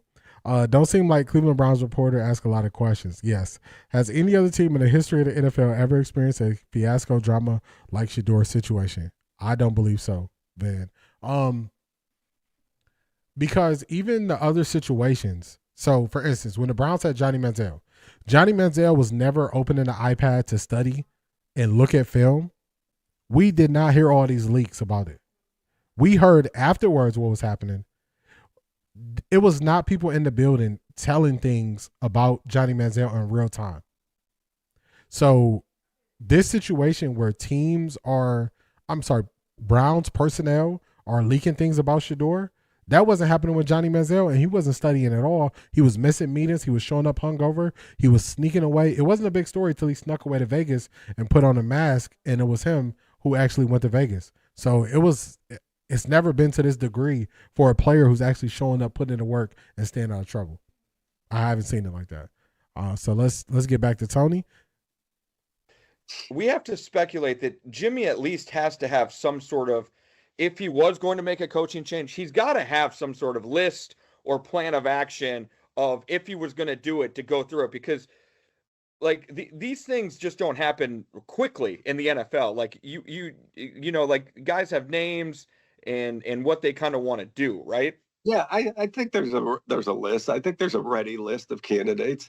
Should they go that route? Sure. Doesn't mean you can't contact anybody right now. Mm-hmm. So I'm sure he's prepared to that point.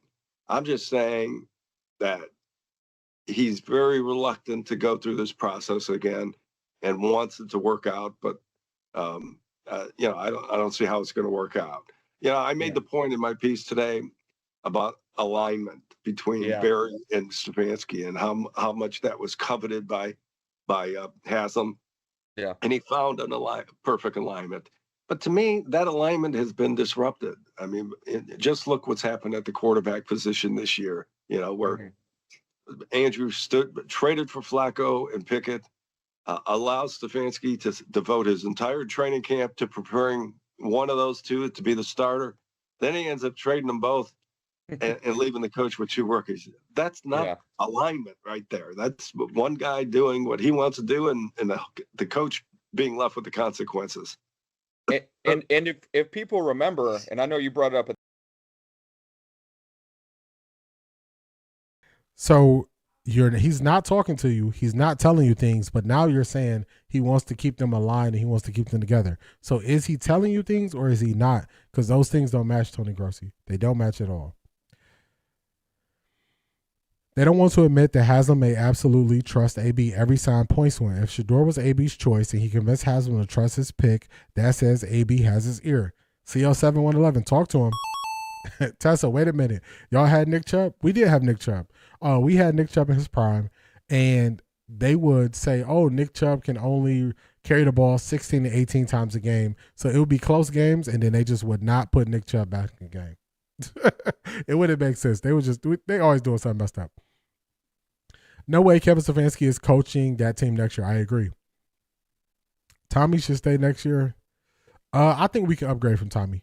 I think we can upgrade from Tommy. I think there are people who have more up-to-date offenses that could come in here with them more than Tommy. Tommy is so early in the learning curve of being an offensive play caller that it's going to take him time to get to the point where he's able to consistently take advantage of defenses. Me on the low, Haslam made a $100 million deal with Cleveland Black Mayor. Prime contact, business and media savvy will help him with economic impact when developing that waterfront, but you must keep legendary. For the people who think this is not a job that people want to take, I think they're crazy. I think you got people who are saying, you know what, the Browns, their quarterback situation, I can get something out of Shedeur. We look at that defense. I can tweak the defense a little bit. We can make some stuff happen. Please, this is a job they want. This is a job they want. For the time, but when the Flacco trade happened, it wasn't like Stefanski threw Andrew under the bus, but there was a little bit of breaking in the alignment, I would say, in Stefanski's public remarks about, and he walked it back a little bit, but it didn't seem like they were fully aligned. Well, he said, I never thought Flacco would be traded this year. I mean, what more do you, he was not informed of the trade. He was not informed of plans of the trade. And it's not the first time this has happened, of course, but this set the path for what entailed afterwards. So if the only reason to keep these two together is that they're in perfect alignment, that's null and void. They're not in perfect alignment. So that can't be used as an excuse to keep them together. And I can make the case that both of them deserve to be replaced for different reasons. They got different jobs. And although Andrew had a great draft, he messed up the whole season by doing what he did at quarterback and a couple other things in his past that just, after, again, the bottom line, Chops, after 6 years, they don't have a franchise quarterback. They don't have a left tackle. They don't have a wide receiver one after 6 years. He might be, man. It's pretty damning when you look at it that way. Tony, you said on RBS yesterday, I'm pretty sure, if Andrew Berry is brought back, you think that would lean towards them going quarterback if they get pick 1 or 2. What makes you think that, and kind of what does it mean for Shedeur Sanders if it's Andrew Berry and a new coach and a different coach? Yeah, I just don't think Andrew has shown a full commitment to Shedeur from day one. You know, go back to the draft, 5th round pick. He allowed Shedeur, he allowed Stefanski to put Shedeur on his own practice field away from the first teamers and second teamers. He stood by while Dylan Gabriel was named the starting quarterback after the trade of Flacco. I just don't see any commitment from the GM towards Shedeur Sanders. And I think he made the trade for Travis Hunter, a trade he couldn't refuse, with an eye towards getting a quarterback in this draft. And I don't think in 5.5 games, I don't think Shedeur has convinced him that, no. That's the reality. He don't believe in Shedeur. Just say you don't like Shedeur. Multi-billionaire doesn't trust himself to make decisions. Crazy Kofal. Is Grossy drinking Kool-Aid? It looked like it. Stefanski apologist. They're trying to make Stefanski the victim. They are. Listen to what he's saying. He said Barry hasn't shown that he likes Shedeur or wanted Shedeur. Let's just look at the facts. Don't look at what Tony Grossy's talking about because he's skipping past stuff. So he traded up to get Shedeur. Grossy didn't mention that. He traded up to get Shedeur. If Kevin Stefanski was the one who really wanted Dylan Gabriel, and he said, you know what? You can have your quarterback. I'm going to give you. Yeah, he looking real tired, Charmaine. I'm going to give you your quarterback. You wanted Dylan, you can have Dylan. If that is the case, if AB is like, I don't believe in Dylan, but you believe in him, put him out there. Name him the starter. When Kevin Stefanski's first opportunity where he was going to bury Shedeur on the depth chart, what did Andrew Berry do? Tony, this question is for you. What did Andrew Berry do? He traded away Joe Flacco. You're not going to bury Shedeur on the depth chart. He got rid of Kenny Pickett before the season start. That's not signs of him believing in Shedeur. He took away all the other chess pieces. He moved them off the board. It's no more pawns that you can use. He took them off the board. And you don't think that's belief? Then you said he let Kevin Stefanski put out all this stuff about Shedeur. You don't think he was just letting Kevin Stefanski take the rope? Give him the rope. Y'all know the end of it. Give him the rope. If y'all have had a disagreement about what to do with the quarterback from the very beginning, and this person stands on the table for Dillon Gabriel, and we say, you know what? I'll give you your quarterback. You can say whatever you got to say.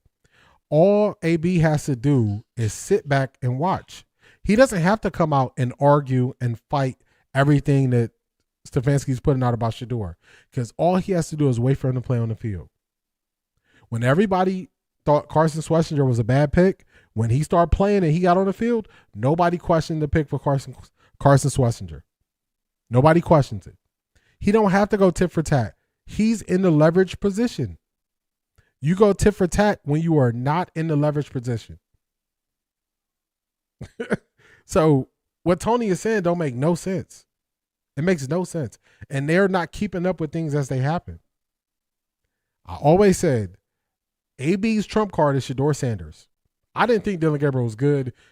We went through the charade of Dillon Gabriel. As soon as people realized Dillon Gabriel wasn't good, Kevin Steele was going to try to keep him out there. But we got Shedeur right away. Shedeur stepped over the curb, and he proved he was better than Dillon Gabriel. At that point, Kevin Stefanski lost his credibility when it came to looking and viewing quarterbacks and their talent, because of the quarterback he wanted was the lesser talent. And we took him higher. And we took a piece off the board. We could have took somebody else who could have impacted the team. He didn't have to go back and forth. He would have never went back and forth, Tony. You just way off with this. Like Charmaine said, you got to get some Theraflu and go to bed, because you're way off with this. So far off. Don't even make sense. The entitlement of these reporters thinking their input matters. AB probably despises Cleveland local media. He hasn't spoken to them since early this year. That's a fact. He ain't said nothing to him. No to Tommy, and he answered his own question. 6 wins in 2 years. No to QB next year. If AB comes back. I agree with that C. Brown run. D, I'm an accountant. I think money and its impact. So forgive my thought process. It's a little on the business side of the house. I'm cool with that. Prime and Legendary are smart. I believe the Raiders are contenders. That's the basis that I came at the Deshaun Watson thing. I just looked at it through money. I was like, people with money don't just do favors for $44 million. They don't do it. So that was the basis that I went with Deshaun Watson, not playing. That's what it was for me. So I like that approach. I think when it comes to business, you have to add that portion of it. Shedeur ain't going nowhere. If you are Jimmy Haslam, you looking at viewership, you looking at people buying tickets, you looking at merch sales, you like, man, we ain't did none of this since I've been here. And you think I'm going to give away the quarterback that's on a very reasonable rookie deal? Come on, what are we doing? It don't even make sense. So from a money side, it don't make sense. None of it makes sense. Tony is a lion snake. He has Shedeur had zero value. He said Shedeur had zero value. He did. These people were wrong after wrong after wrong. Grossi doesn't know football. The standard is not to make the Browns playoff eligible this season. That's a fact. Nobody was. He hasn't ever seen Kevin Stefanski go up to Shedeur Sanders after any game and say, good job, even after winning Las Vegas. But AB did it more than once. Correct. Talk to him. But he ain't showing y'all.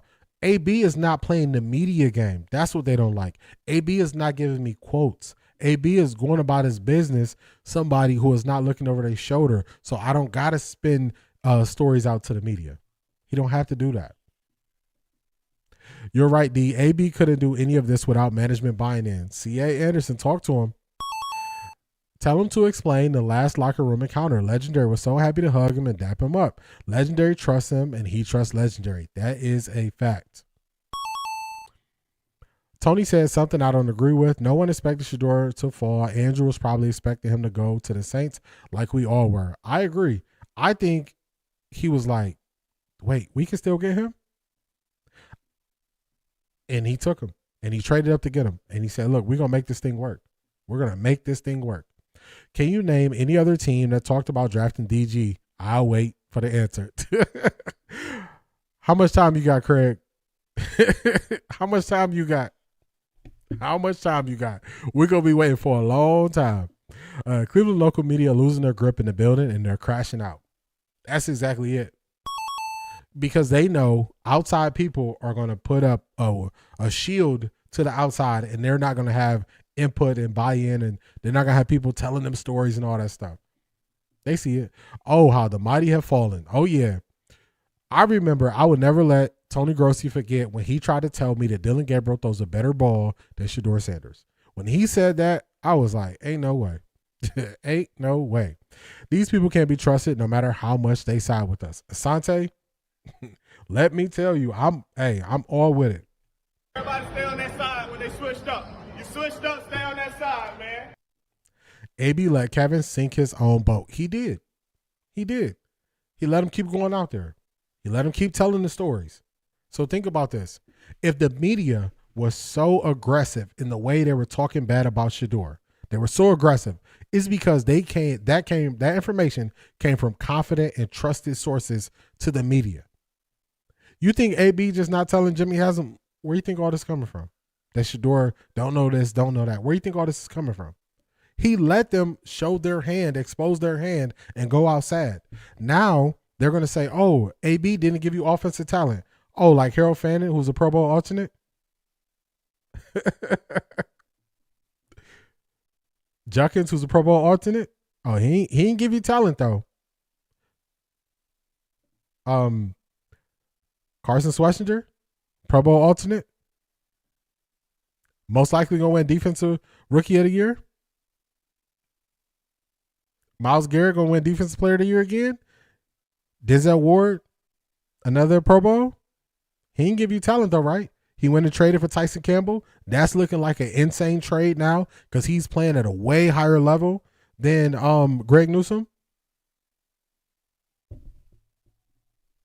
AB just sitting back. He just sitting back. He letting all this unfold. Letting all unfold. Don't know why the Browns media don't like Shedeur. That young man wants to be there and help change the team. That's a fact. It's ego. It's ego. That's what it is. So this is what the Cleveland media is doing. The Cleveland media has attached their ego to being a beat reporter for the Cleveland Browns. Their life is consumed with it. Otherwise, you wouldn't know it from nowhere. So they bet on the people in the building, giving them accurate information. They never went based on doing their own research.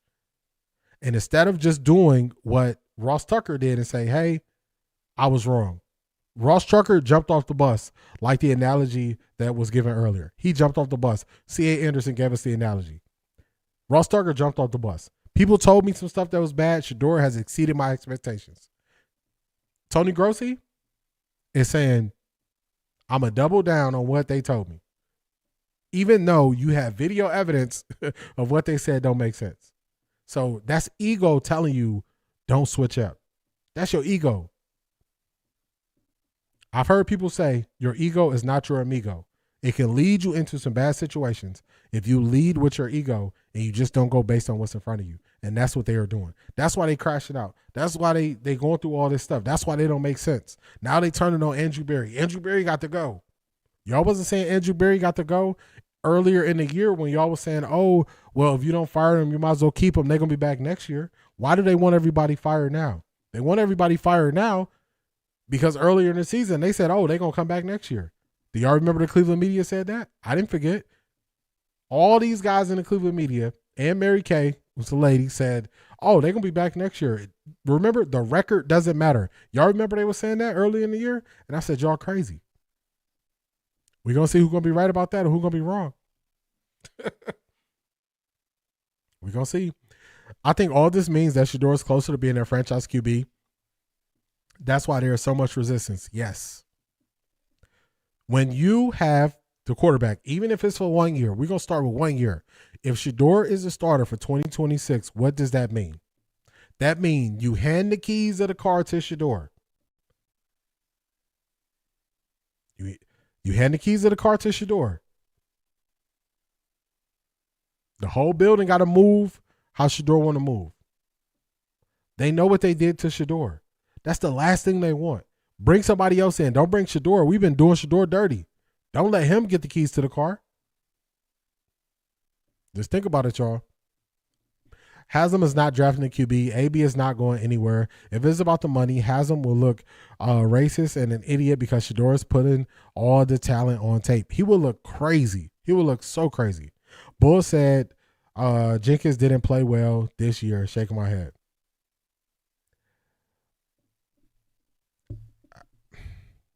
He don't know what he be talking about.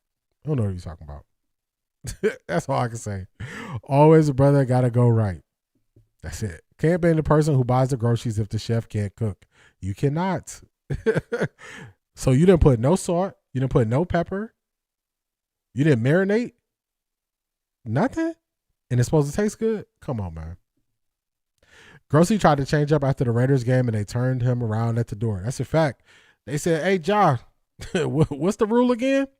Everybody stay on that side when they switched up. You switched up, stay on that side, man. You switched up, stay on that side. That's what they told him. Detroit Gemini told us about Browns practice squad player that they signed, Kendrick Green. Got some information on him. Let's do this. Let me get this up here. Let's here we go. I got Kendrick right here. This is PFF. This is Kendrick Green. He was with the Buffalo Bills. He hasn't really played that much this year, so I brought up his stats from last year.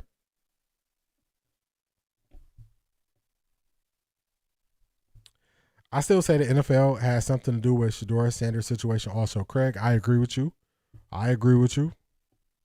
Because owners took him off the board way too quick. Okay, I'm done. The legendary may have already have the keys because he's moving like he got motion. He just needs some wins. C.A. Anderson. we right here. The way he spoke in his press conference this week, I said, I know what security look like. That's some sense of security in your situation right there.